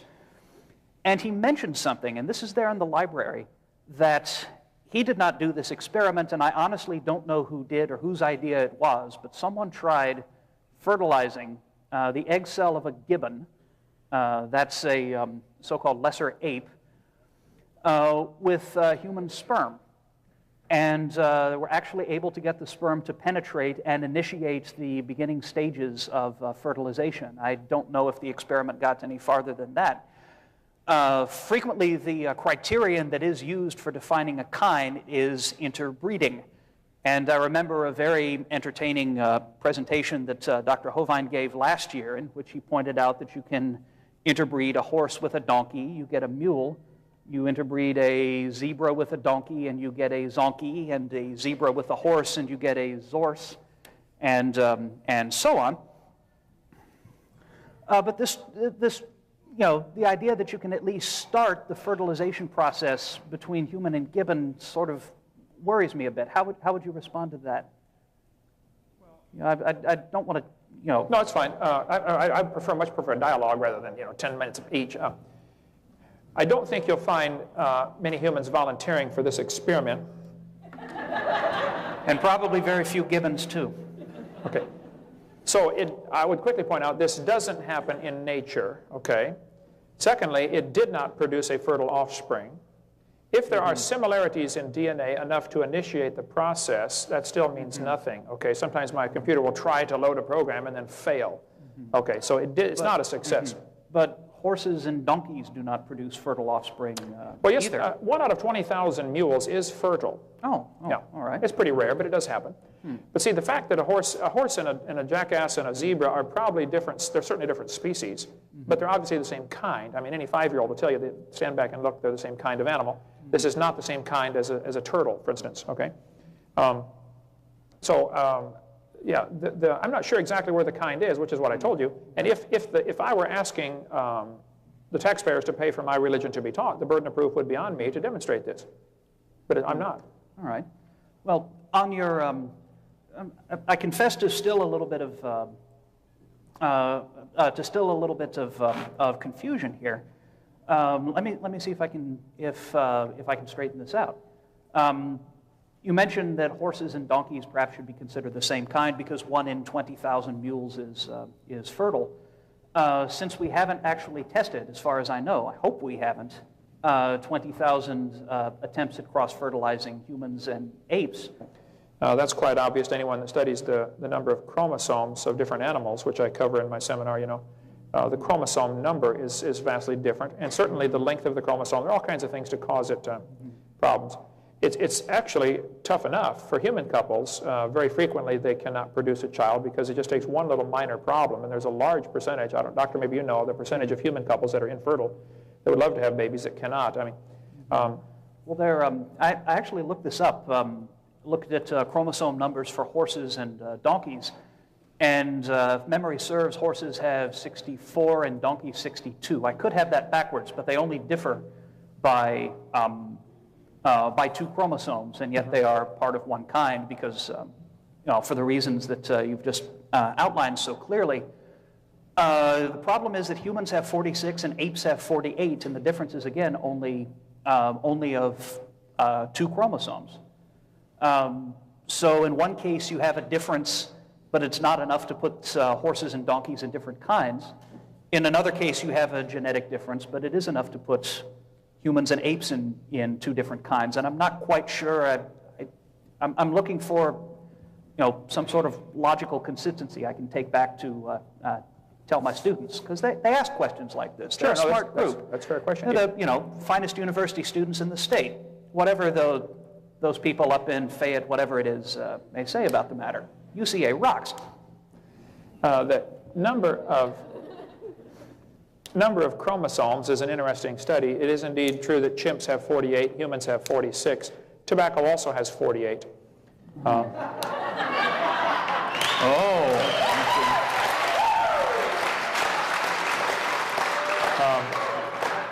Amoebas have 50, and they say we came from an amoeba, yet they've got more chromosomes than we do. Chickens and dogs both have 78. They're identical twins. The fern has the most chromosomes. That's the ultimate goal of all evolution, to become a fern. So I think common sense would tell you, if you look through the possum, the redwood tree, and the kidney bean all have 22 chromosomes. The similarities, I think, are evidence of a common designer. Now, if you want to believe that humans and apes have a common ancestor, you're certainly welcome to believe that. Thank you. But that is not something that you should be using taxpayers' dollars to. Certainly you should not teach it dogmatically. And if you teach it at all, you ought to give other alternatives, like, hey, maybe the similarity is because of a common designer as opposed to a common ancestor. Okay, the number of... It certainly could be Allah. I mean, God, sorry. I don't know what came yeah, up to me. it could be similarity. Let's see. I've got information on that here someplace. I have over 4,000 pictures, so it really helps if you ask your questions in the same order that I have my answers. That will speed things up. Right. I actually agree with you about the use of taxpayers' money to fund the teaching of fraudulent theories. And you had an excellent solution for this on your website last year, and it doesn't seem to be there now. But at one time, you had a very long explanation about why you did not, in fact, pay federal income tax, and it had to do with federal income tax is not charged to you as a citizen; it's charged to a fictional legal corporation that was created by the government. Yeah, this is shown because your W-2 forms and things like that have your name in capital letters, which legally does not refer to you, which would be your name in capitals and lowercase. What you're doing now is another logical fallacy called red herring. You're trying to draw attention away from the argument by focusing on, or ad hominem argument, attacking me personally. I have nothing to fear whatsoever for IRS or anything else. I mean, obviously they're big boys. Why would you worry about it? You know, they can take care of me just fine. But I believe everybody should obey the law, including the government, and I do. And if you're going to try to accuse me of breaking some law, you need to be better be prepared to defend that. Oh, okay. I was not accusing you of anything. In fact, I kind of approve of the idea. Okay. Getting us back on target, we want to allow you a few minutes to discourse with each other, but getting back on the subject, we do want to ask More questions. There we go. Sorry? There we go. Whose work I've seen by the name of Ken Ham. I believe he leads Answers in Genesis. Is that right? Yes, good friend of mine. And I believe it was on his website that he gave the suggestion that when a teacher presents the idea that the universe is millions or billions or cajillions or whatever they're up to these days, old, that the response is, how do you know? Were you there? I have actually gotten that response from several students of mine in the non-majors biology course I teach. When I ask them, do they have any questions? The response is, how do I know? Was I there? Well, the answer is I wasn't. So all I really know is that the universe is at least 32 years old. I was there for that portion of it. The rest of it is complete speculation. I was not there for, the Civil War, the Revolutionary War. All we have is indirect evidence for things like that, but we don't have direct demonstration that any things like this happened. So I'll just say that I definitely know it's older than 32 and leave it at that. Thanks. All right, very good. And I can testify it's at least 49. I think the type of evidence we have for the Civil War is vastly superior to the type of evidence we have for evolution, okay?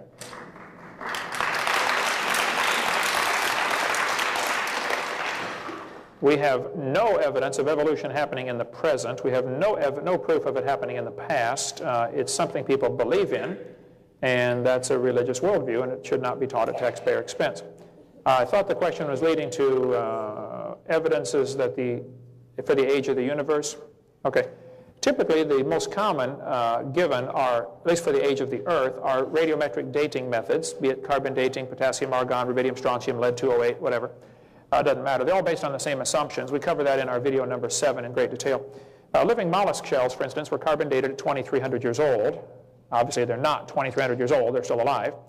Freshly killed seal, carbon dated 1,300 years old. They had just killed it. Okay, it's not 1,300 years old. Shells from living snails, carbon dated 27,000 years old. I mentioned this earlier. One part of a mammoth is 29,000. Another part's 44,000.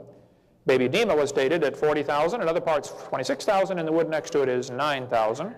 If you get the Geological Survey Professional Paper 862, you will find rather interesting reading, kind of tough to wade through, but I've got the paper at home. Here it says sample number 454 is 17,000 years old. Sample 455 is 24,000 years old. But if you read, it says this is the same sample as 454. Interesting. Sample number 299 is less than 20,000 years old. Sample L137X is greater than 28,000, and yet it's the same sample as 299. You go through and you wade through this and you find out they simply do not know, okay? We could talk a long time about carbon dating. The other one commonly used is the idea that the universe is billions of years old because of the stars, you know, being so-called billions of light years away. The stars may indeed be billions of light years away. I would never argue that they're not, but I certainly would argue that we do not know that the speed of light has been a constant. I also would argue we cannot prove the distance to the stars. They probably are billions of light years away, but we can't measure beyond about 100 light years. And we don't know what light is, okay? At Harvard University in 1999, they slowed light down to 38 miles an hour. The next year, they slowed it down to 1 mile an hour. The next year, they brought it to a full stop. The speed of light was brought to 0. Done at Harvard University and Harvard Smithsonian Center for Astrophysics, and also done at Cambridge. At Princeton University, they speeded light up to 300 times the speed of light. Speed of light has decreased rapidly in the observable time span. Here's a chart showing the decline of the speed of light. We could talk a long time about that. Here's a couple of quick quotes here. The speed of light was apparently exceeded by a factor of as much as 100 in 2 published experiments. The speed of light was 10 billion times faster at time 0. Speed of light may have changed over history, the study says. This is August of 2001. And we've got the entire article here if you'd like to read that. The shocking possibility is the speed of light might change in time during the life of the universe. So I think we do not know that the speed of light has always been consistent. So typically the most common arguments for a great age for the universe are the speed of light, you know, the distance to the stars, and the radiometric decay. Now, it doesn't matter which radiometric decay you use, be it potassium argon, rubidium strontium, lead-208, lead-20, you know, it doesn't matter. They're all based on obvious assumptions. 80% of potassium in a small sample can be removed by distilled water in 4.5 hours. You mentioned skull KNM ER1470. Richard Leakey found this skull in 1972. Before he found it, the KBS Tough had been dated by many methods at being 212 million years old. When Leakey's famous KNM ER1470 skull was found in 1972 under the KBS Tough, it really caused quite a ruckus in the paleontological community because you can't have a human skull that old. So they quickly decided, well, we must have misdated the KBS Tough. Even though it had been dated many times before, including Nature magazine, April 18, 1970, they said the KBS Tough is 212 to 230 million years old. Richard Leakey finds a relatively normal human skull, and obviously a skull, under the KBS Tough.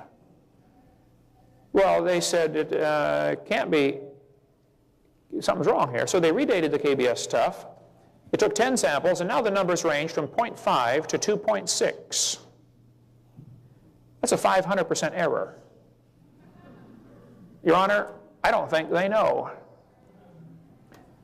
We mentioned how the age of the Earth has been inflated down through years, you know, going from 70,000 to now current 4.6 billion. The Earth is getting older, 21 million years per year. Basalt from Mount Etna in Sicily was potassium argon dated at 250,000 years old, yet they knew the lava flow was just shortly before the time of Christ. Hawaiian lava flow 1801 was potassium argon dated at 1.6 million years old. It's only 200. Mount, however you pronounce that, in Hawaii was 8.5 million years old from a 1959 lava flow. Mount Etna in Sicily, I climbed Mount Etna, dated 700,000 years old. Here's another one from 300,000. The new lava dome in Mount St. Helens, 1980 eruption. The new lava dome was built over the next few years. Lava samples were taken fresh, and they gave ages of anywhere from 0.35 million, that's 350,000, to 2.8 million for lava that is brand new. So when you date a sample of known age, it doesn't work. When you date a sample of unknown age, it is assumed to work. So we have God's word that the world was made in 6 days, about 6,000 years ago. We have God's word that tells us there was no death until Adam sinned. We have human records going back about 5,000 or 6,000 years maximum. We have many examples of geologic features that are simply indicating the universe cannot be billions of years old. Erosion rates of mountains, for instance, indicate that at the current erosion rate, the mountains will erode flat in 14 million years. And yet they tell us we have fossils that are 300 times older than that, still above sea level. They should have been recycled, washed out to sea 300 times at the current rate of erosion that we observe. We observe all sorts of physical factors that tell us, that put limits on the age of the universe, and I think I would just as soon trust God's word until it's proven wrong, as opposed to doubt God's word until it's proven right. So that's my position.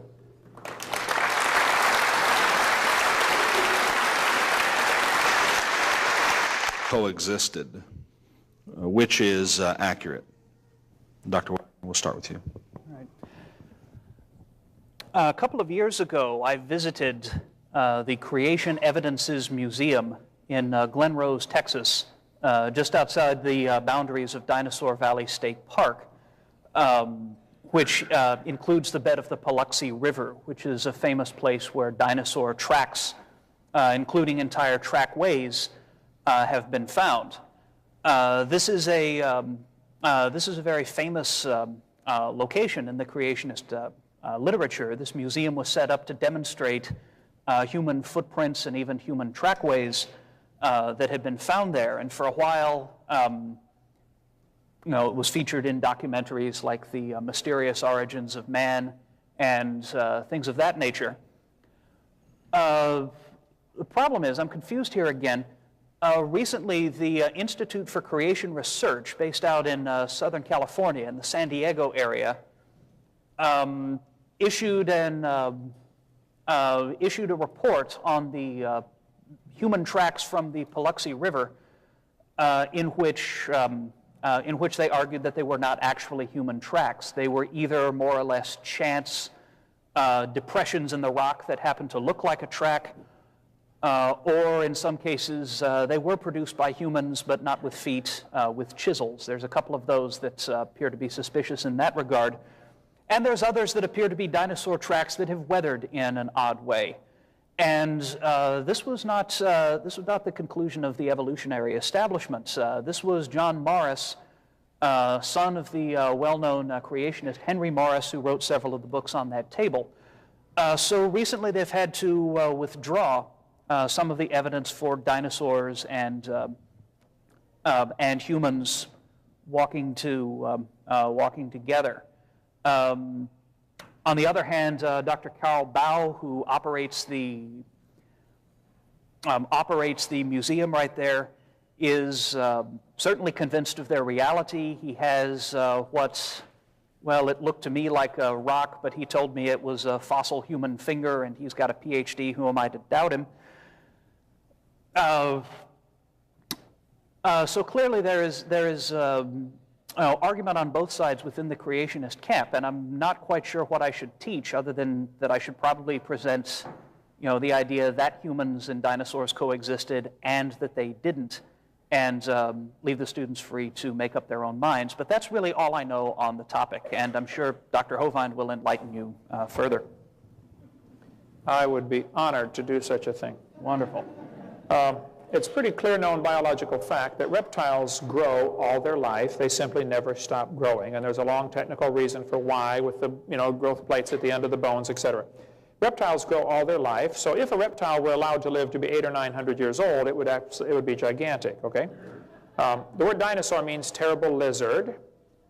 That's what the word means. And I believe dinosaurs were giant reptiles in the reptilian family from the pre-flood times when people were living to be 900 years old. Dr. Cabrera, should be a C, here is holding human vertebrae found with dinosaur bones in Peru. Dr. Cabrera also has a lot of interesting evidence on dinosaurs and humans living together based on the Ica stones. I have 3 in my collection in Pensacola, Florida, 3 originals. About 50,000 of these stones have been found. There are 15 in the United States. Dr. Baugh, who you mentioned, has 1. Dennis Swift has 2. These stones clearly depict dinosaurs.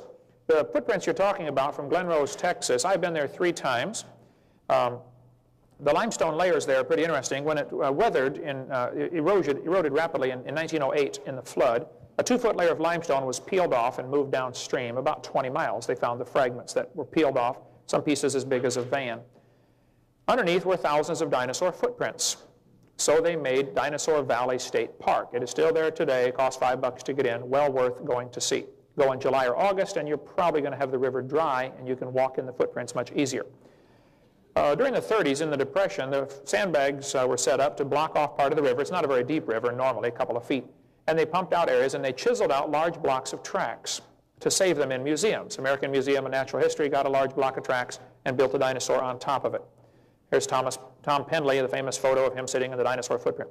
Roland Byrd is the one who was in charge of excavating the tracks in 1930. He was an American Field Museum explorer. He said he saw clearly defined human footprints with the dinosaur tracks, 15 to 20-inch long human footprints. Dr. Daughtery was a chiropractor in Glen Rose for 17 years. I met him and talked to him. He spent thousands of hours measuring, documenting all this stuff on human footprints. Knowing, being a chiropractor, he understands a little bit about the biomechanics of walking, and said they're clearly human footprints. That was after his 17 years of research. I don't know if your couple days down there was equivalent to that, but there are thousands of dinosaur footprints found. They're not hard to find. Dinosaur footprints are found everywhere. Back in 1884, Earl Flint, a geologist representing the Peabody Museum, was working in a rock quarry in Nicaragua and found fossilized human tracks 16 to 24 feet below the surface. He describes the whole thing in his book here in 1884. We won't take time to read it all, but there were barefoot as well as well-defined sandal-footed impressions, supposedly over 200,000 years of age. Now, Mr. Flint is all confused because his evolutionary teaching at Harvard University has destroyed, I think, the logical thinking process where you're not allowed to think outside of the evolutionary box, as opposed to, hey, maybe these creatures made these footprints in the flood, okay? He says the sandals appear to have been designed both for comfort and protection. 1882, inmates at Carson City, Nevada found several human tracks, 18 to 20 inches long, footprints of a giant. Okay, all this is in Earl Flint's testimony here.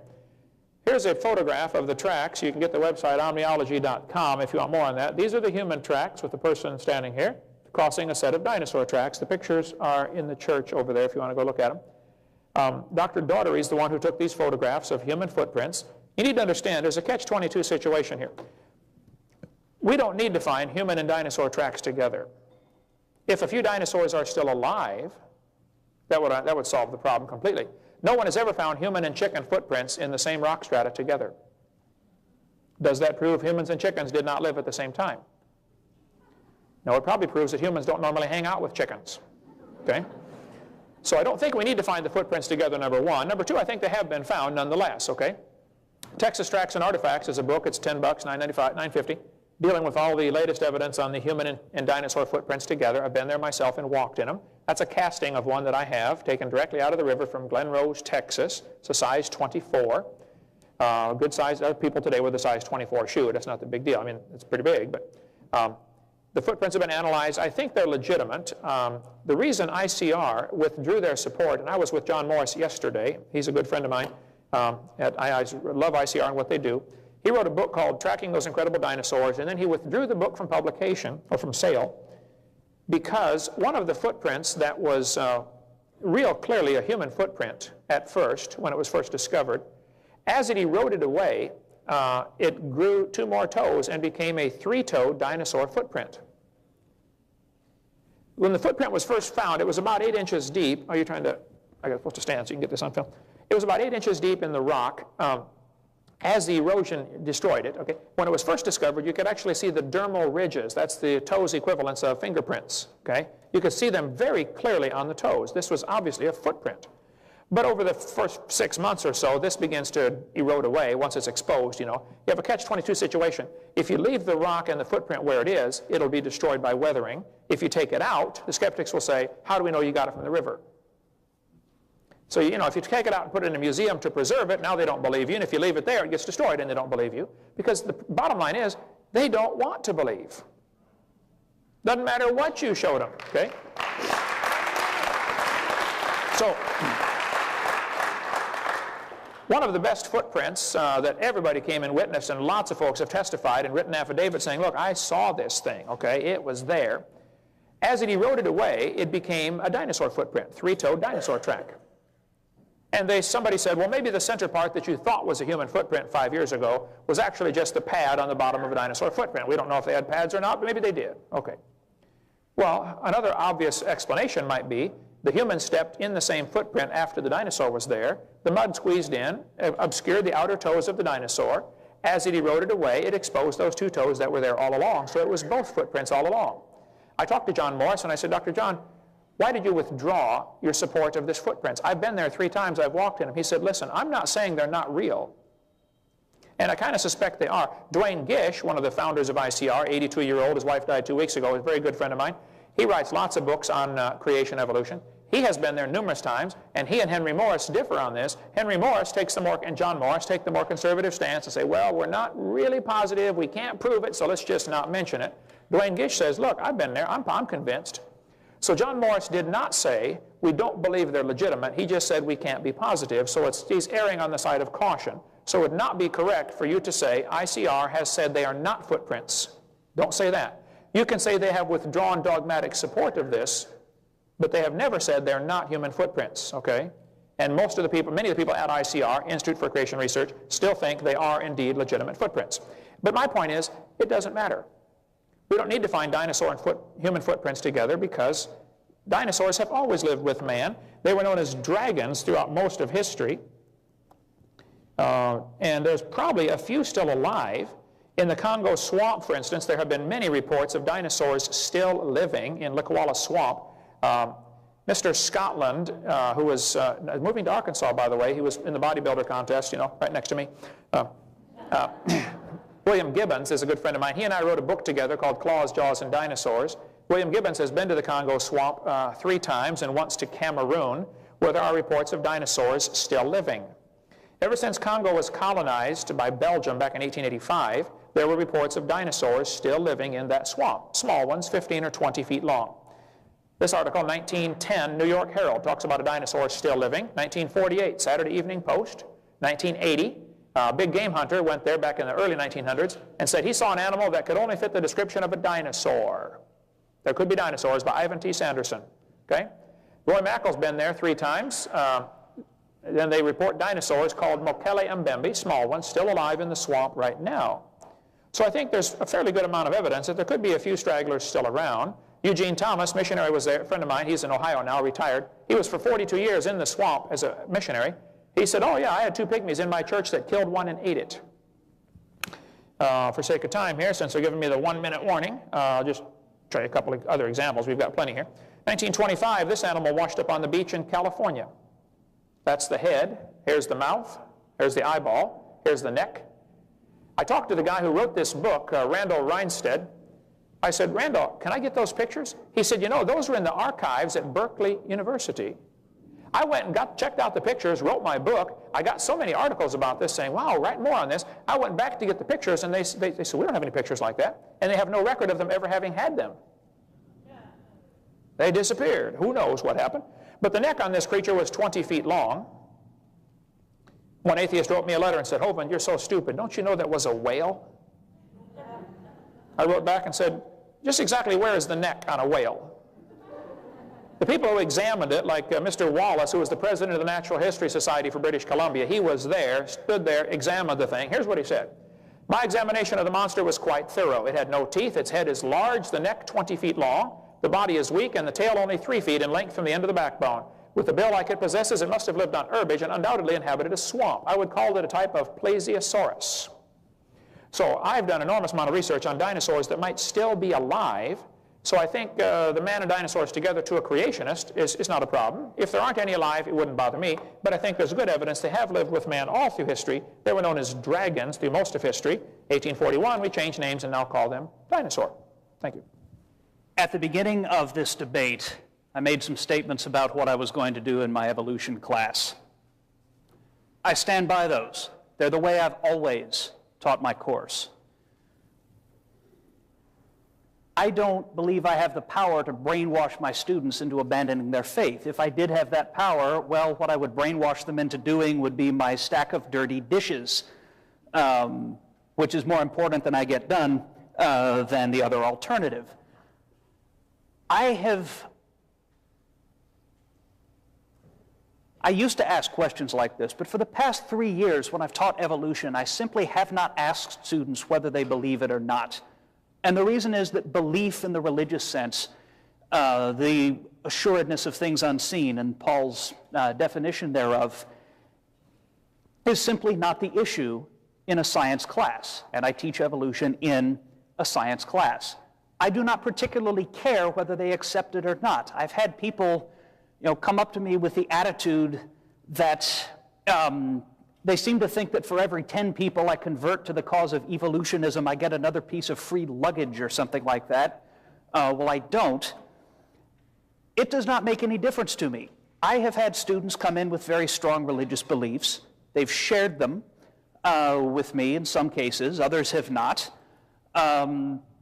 Some of them are theistic evolutionists. They're willing to accept evolution but believe God was guiding the entire process. It's not my place to tell them they're wrong, any more than it's my place to tell them that they can only baptize individuals as babies by sprinkling. That's not what I'm paid to make decisions about. I don't care if they believe it or not. They are free, if they wish to treat the entire class as an enormous fiction.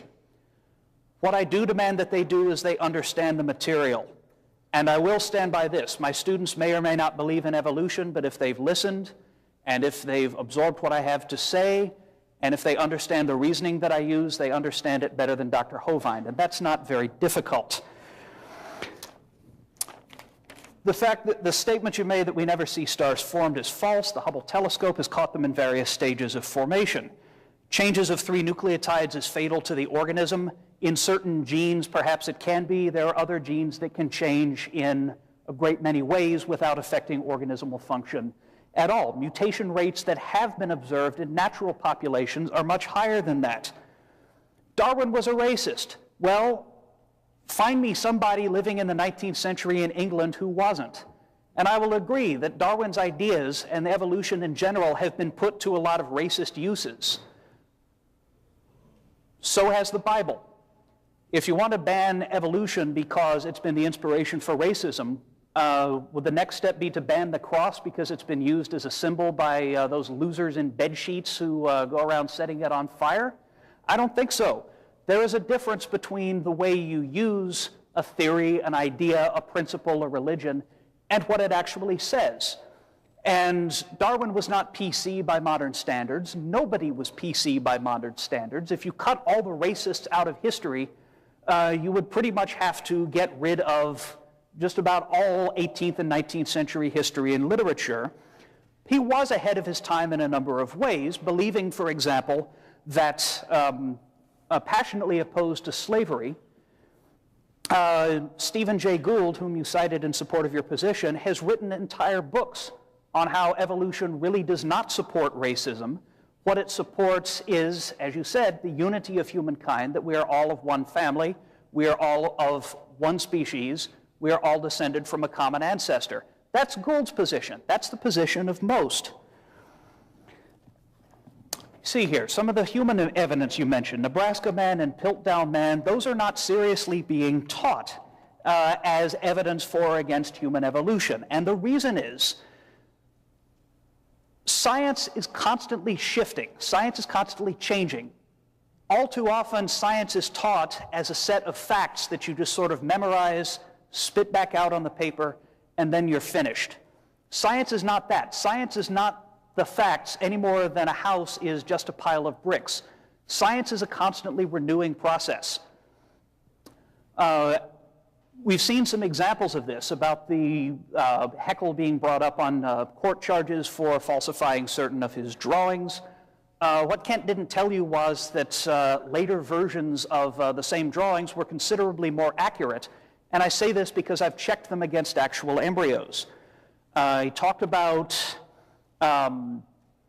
inaccuracy of radiometric dates, and I teach my students about these. There are plenty of things that can screw up a radiometric date. There are plenty of reasons you could get a wrong answer. There are also plenty of ways that we cross-check radiometric dates and can assess their accuracy, and when they don't seem to work, can find physical reasons why they don't operate. We can find physical reasons why they've gone wrong. If your clock or if your watch suddenly said it was 10:47 in the morning right now, you probably wouldn't conclude that our entire system of timekeeping is utterly flawed. You'd assume that something had gone wrong with your watch, something quite ordinary. The same thing, exactly, can take place in rocks. Well, exactly, except it doesn't involve gears and things like that.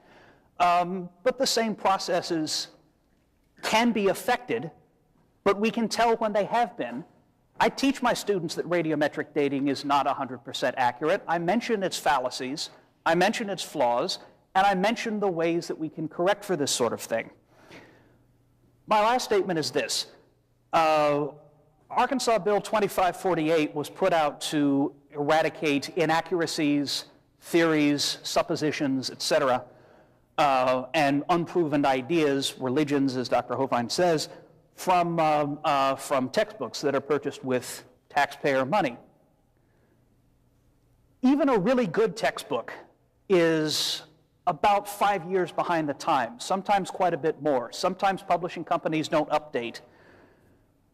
Any textbook that you purchase, whether it deals with evolution or anything else, is going to have a certain number of oversimplifications and flaws and inaccuracies and things that we now know are wrong, sometimes because they're not written well, sometimes because they're just copying older versions, and sometimes because they haven't caught up with the new science. Dr. Hovind's presentations on human evolution have not caught up with the new science because I can think of about 6 or 7 new fossil forms that have been found that have some bearing on where humans came from. Even though he says that fossils provide no evidence for evolution, that's like saying gravestones provide no evidence for history. And so if you support this law, you might as well ban all textbooks right now. Because science is not merely a set of facts that you memorize and then get rid of. It's a constantly changing field. It's a constantly changing way of thinking, of coming up with reasonable approximations to the truth and then discarding them when they don't work and coming up with something else. And evolution, regardless of what Dr. Hovind says, is very much a part of that tradition. We are constantly revising. We are constantly updating. We are constantly tossing out bad and putting in better. We haven't absolutely proved it yet. We haven't absolutely proved anything. You will never prove anything absolutely anywhere in science. It was shown by the logician Karl Popper in the 1930s. You cannot get absolute proof. What you can get is, all right, you're putting up the stop sign, so let me see if I can finish this in an orderly fashion.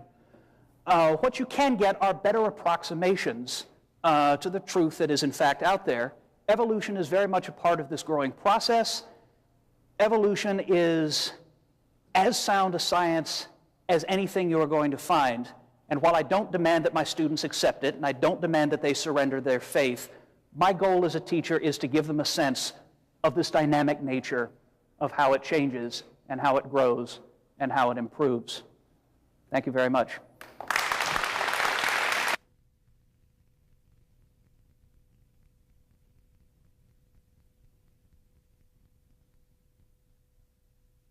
There we go.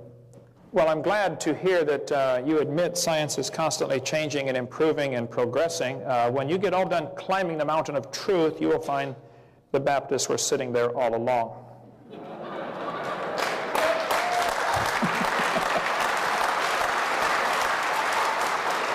And you mentioned about improving the accuracy of the drawings. Let me make sure I understand what you're saying. These are the drawings that Haeckel used to support the embryology idea, okay? He flat lied, and it's not an improving of the drawings we need to get, folks. On top are Haeckel's drawings, underneath are actual photographs. Now, if you try, it appeared to me like you tried to imply in your last statement that this might still be evidence for evolution because now we have more accurate drawings. I hope you're not implying that, because everybody that studies this will tell you it's been disproven a long time ago. The biogenetic law, as Haeckel called it, cannot be weeded out in spite of its having been demonstrated to be wrong by subsequent scholars. The biogenetic law is as dead as a doornail, okay? There is no evidence for this. Haeckel was convicted of fraud and confessed he was a liar. Go ahead. That's why I don't teach the biogenetic law the way Haeckel proposed it. It just sounded to me like... I don't know anybody who does teach that ontogeny recapitulates phylogeny. Okay, you bring that doesn't mean that this isn't evidence. Okay, But there you go again. It doesn't mean it isn't evidence. How can you say that? It's a dead law. No, but here you are still clinging to it, claiming it is still evident. Is anybody else getting that? Is that what he's implying? All right.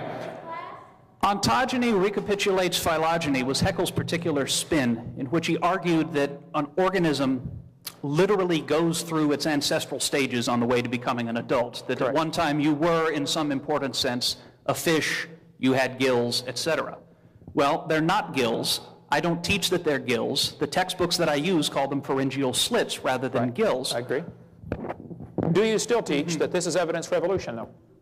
What, the ontogeny recapitulating phylogeny? Do you still teach that the embryo goes through stages of evolution? I don't know anybody who does right now, and I certainly don't. Bring me the textbook used in your college. I'll show it to you. I actually teach mostly from PowerPoint presentations on the web. Okay. I'm not very good at following textbooks. But I guarantee it is still in the books, and that's what the folks are upset about. Get that out of the books. It's a lie. Take it out of the books. They don't want to pay to cut down more perfectly good trees to print perfectly bad lies. Right. Right. If memory serves, the textbook we used didn't include the biogenetic law. What it did point out was that I collect the textbooks. I have hundreds of them. I assure you, it's in there. In Monroe Strickberger? I don't know if I have that particular one. I have probably a couple of dozen. My point is, it's still in there. Here's an Irish textbook telling the embryo is gill slits. Here's Holt Biology showing gill slits. That's simply a lie. Here's Glencoe Biology showing gill slits at 4th week embryo. Here's Tim Barra still teaching 115 years after it was proven wrong. Here's Kenneth Miller, 1998. I debated Ken Miller on the radio a couple of months ago. I said, Ken, why are you still teaching that? You write a lot of textbooks. He said, well, we're taking it out of the next edition. Here's a 2000 edition textbook, still has the gill slits. Here's a 2001 textbook, still teaching the kids. They look similar. These similarities provide evidence that these animals evolved from a common ancestor. Now, that's just a bald-faced lie. First place, they're not similar. Any similarities that there may be construed could be just as much evidence of a common designer. Why are we all paying to teach the kids this is evidence of a common ancestor in the 2001, proven wrong in 1874? And I still don't think you get it from what I'm hearing you say. You still somehow think this is evidence for evolution. Do you think the similarities of the embryos are evidence of a common ancestor? Yes or no? Sure. Okay, then you're lying to your kids. They are not evidence of a common ancestor.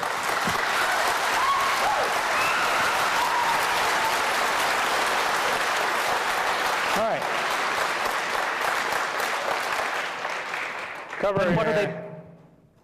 Then what are the pharyngeal clefts doing there? That's part of the development process. It's like, why are there rivets on the frame of a car? You got to have it to hold it together, you know. The fact that we may not understand everything doesn't prove it's proof of a common ancestor. You're still not getting the point. All this might be proof of a common designer. Why wouldn't you be willing to admit that? Kids, it could be a common designer. But the textbooks don't teach that. And everybody, and I know that's got a brain in their head, resents that. It certainly could be evidence of a common designer. Well, tell the kids that. One question.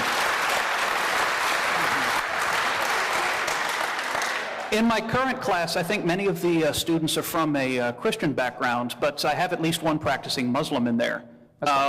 Should I tell him privately that it was Allah and everyone else that it was the God of traditional Christian belief?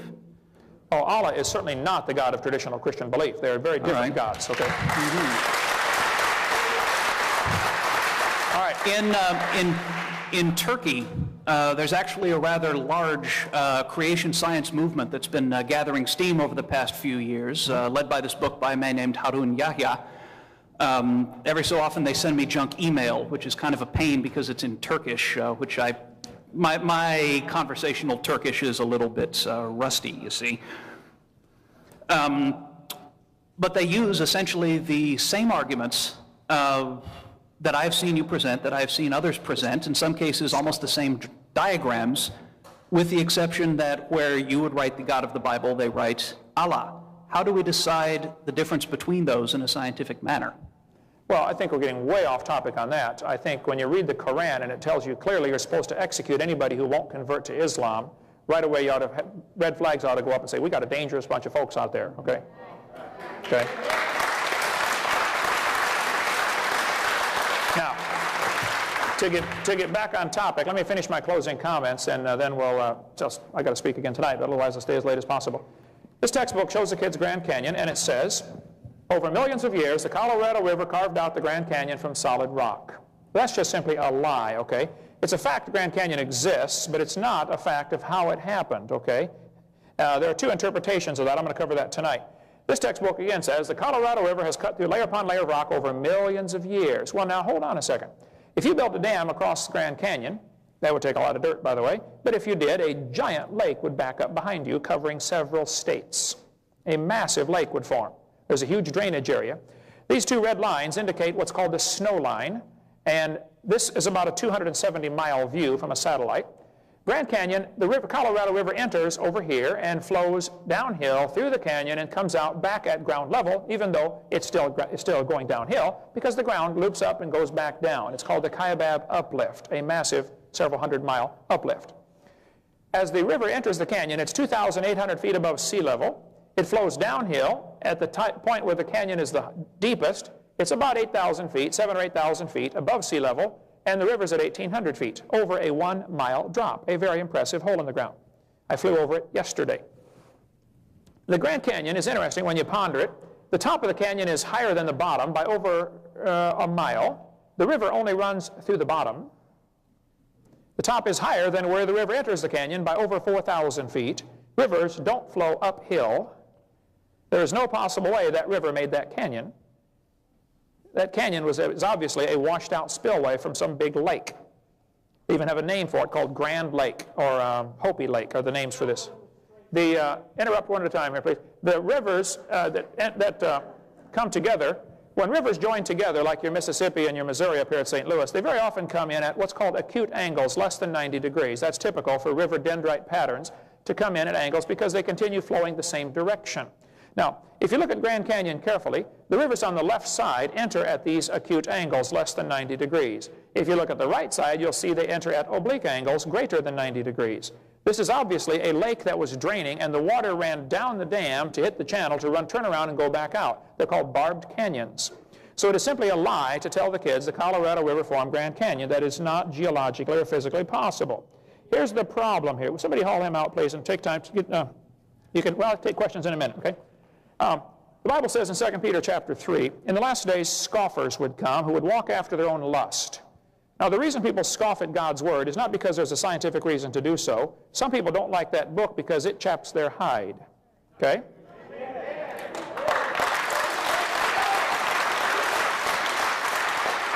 2 minutes? Okay. The Bible says the scoffers are going to say, where's the promise of His coming? For since the fathers fell asleep, all things continue as they were from the beginning of the creation.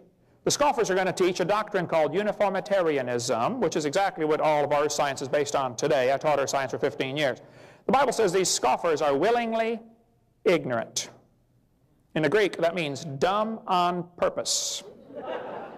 They're willingly ignorant of two things. Number one, by the word of God, the heavens were of old, and the earth standing out of the water and in the water. We cover this on our video number 2 of what the original creation was like. The scoffers don't want to admit or understand how the earth was created and how God created it by His Word. They're secondly ignorant of the flood. See, they don't want to admit God created the world because then that would mean God owns it.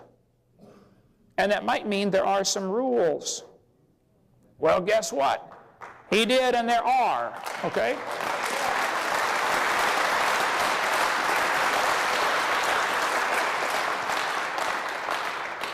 They also don't want to admit there was a flood because that worldwide flood in the days of Noah is proof positive God has the authority to judge His creation.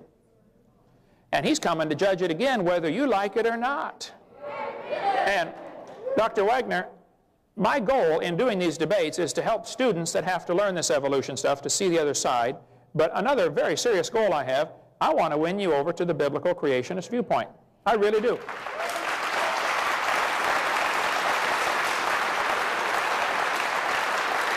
Now, if you have a scientific reason to reject the Bible, I would like to hear about it. I'd like to see it, okay? So far, I've not seen you show any scientific evidence that makes me want to leave my Bible behind and say that evolution has happened. I haven't seen any scientific evidence, and I've studied this intently for many years.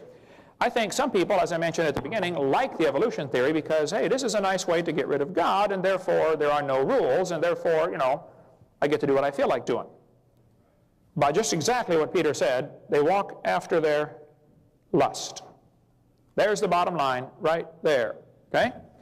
And if I was going to invent a God, I would not invent one that tells me I can't do some things that you like to do. We didn't invent the Christian God. We just are trying to obey and do what he says, okay? If you're here today and you're not a Christian, you ought to become one, because we're all going to stand before this God that judged the world once before, and he's going to judge it again coming real soon to a city near you. Thank you so much for coming.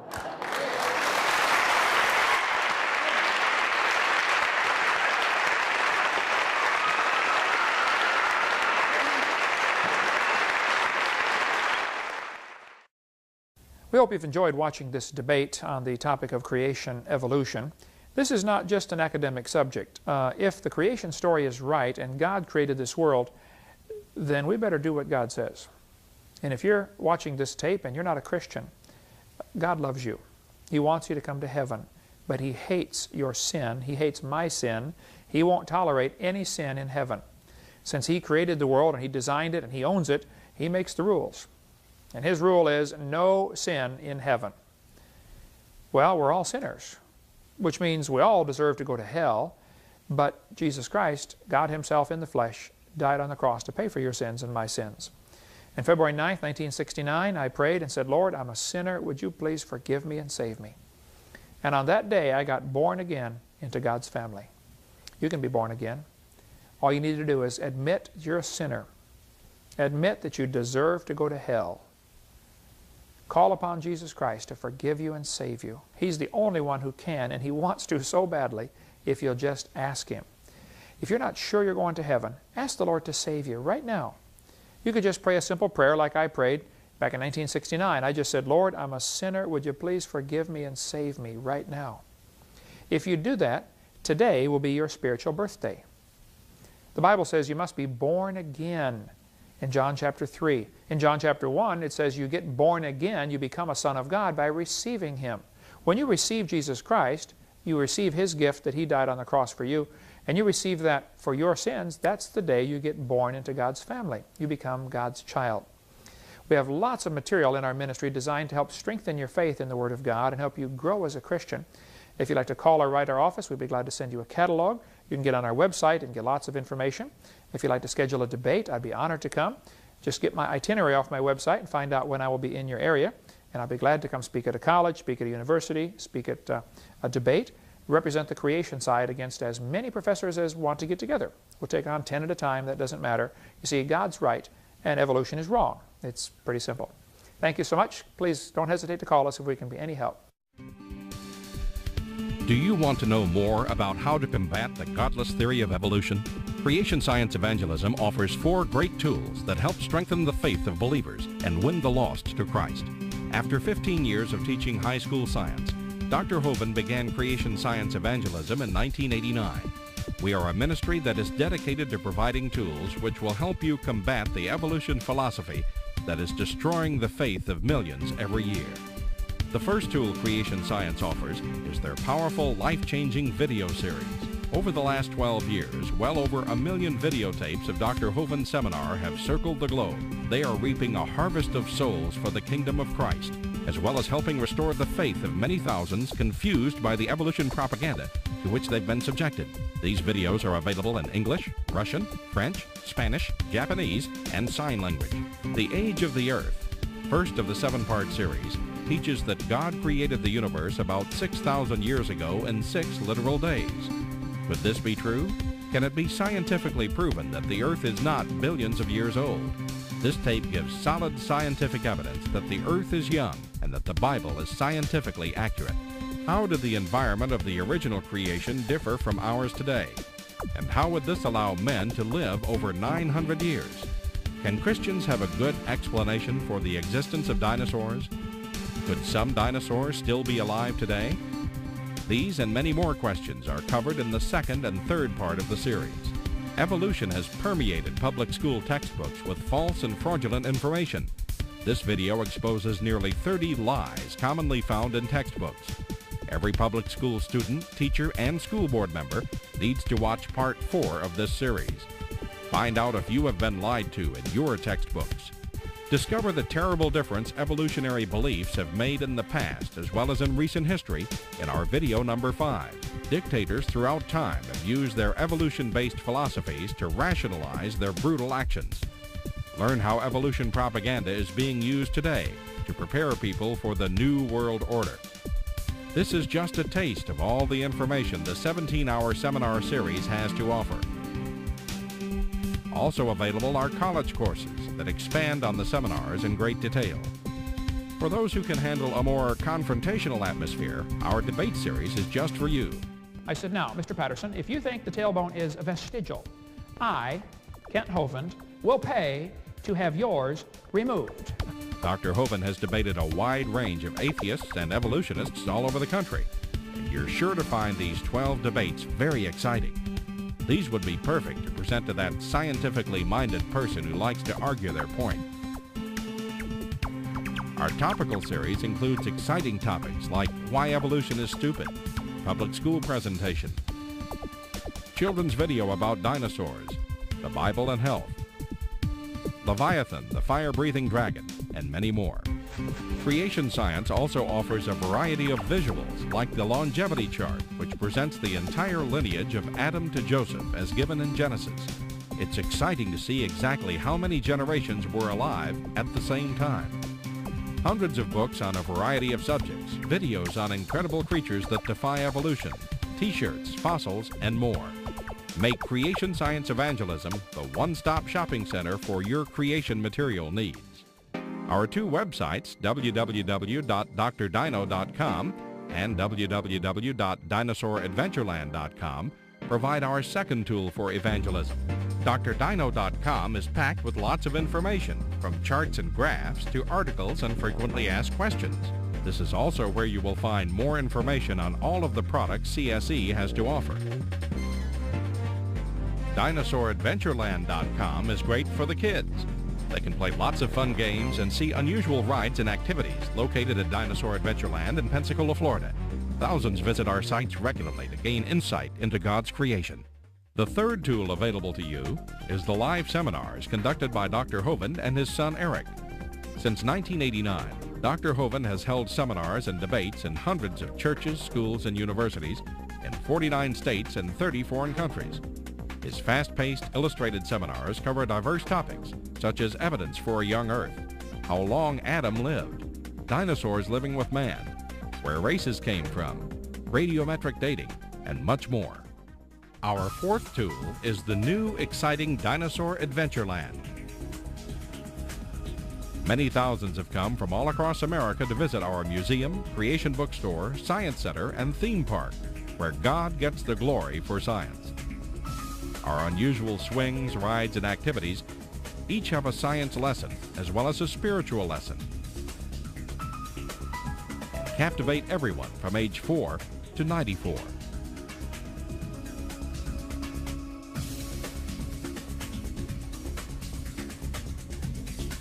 To order material, find out how to schedule a seminar at your church, or get more information about Dinosaur Adventureland, write to us at Creation Science Evangelism, 29 Cummings Road, Pensacola, Florida, 32503. Or call us at 850-479-3466. Or toll free in the U.S., 877-479-3466.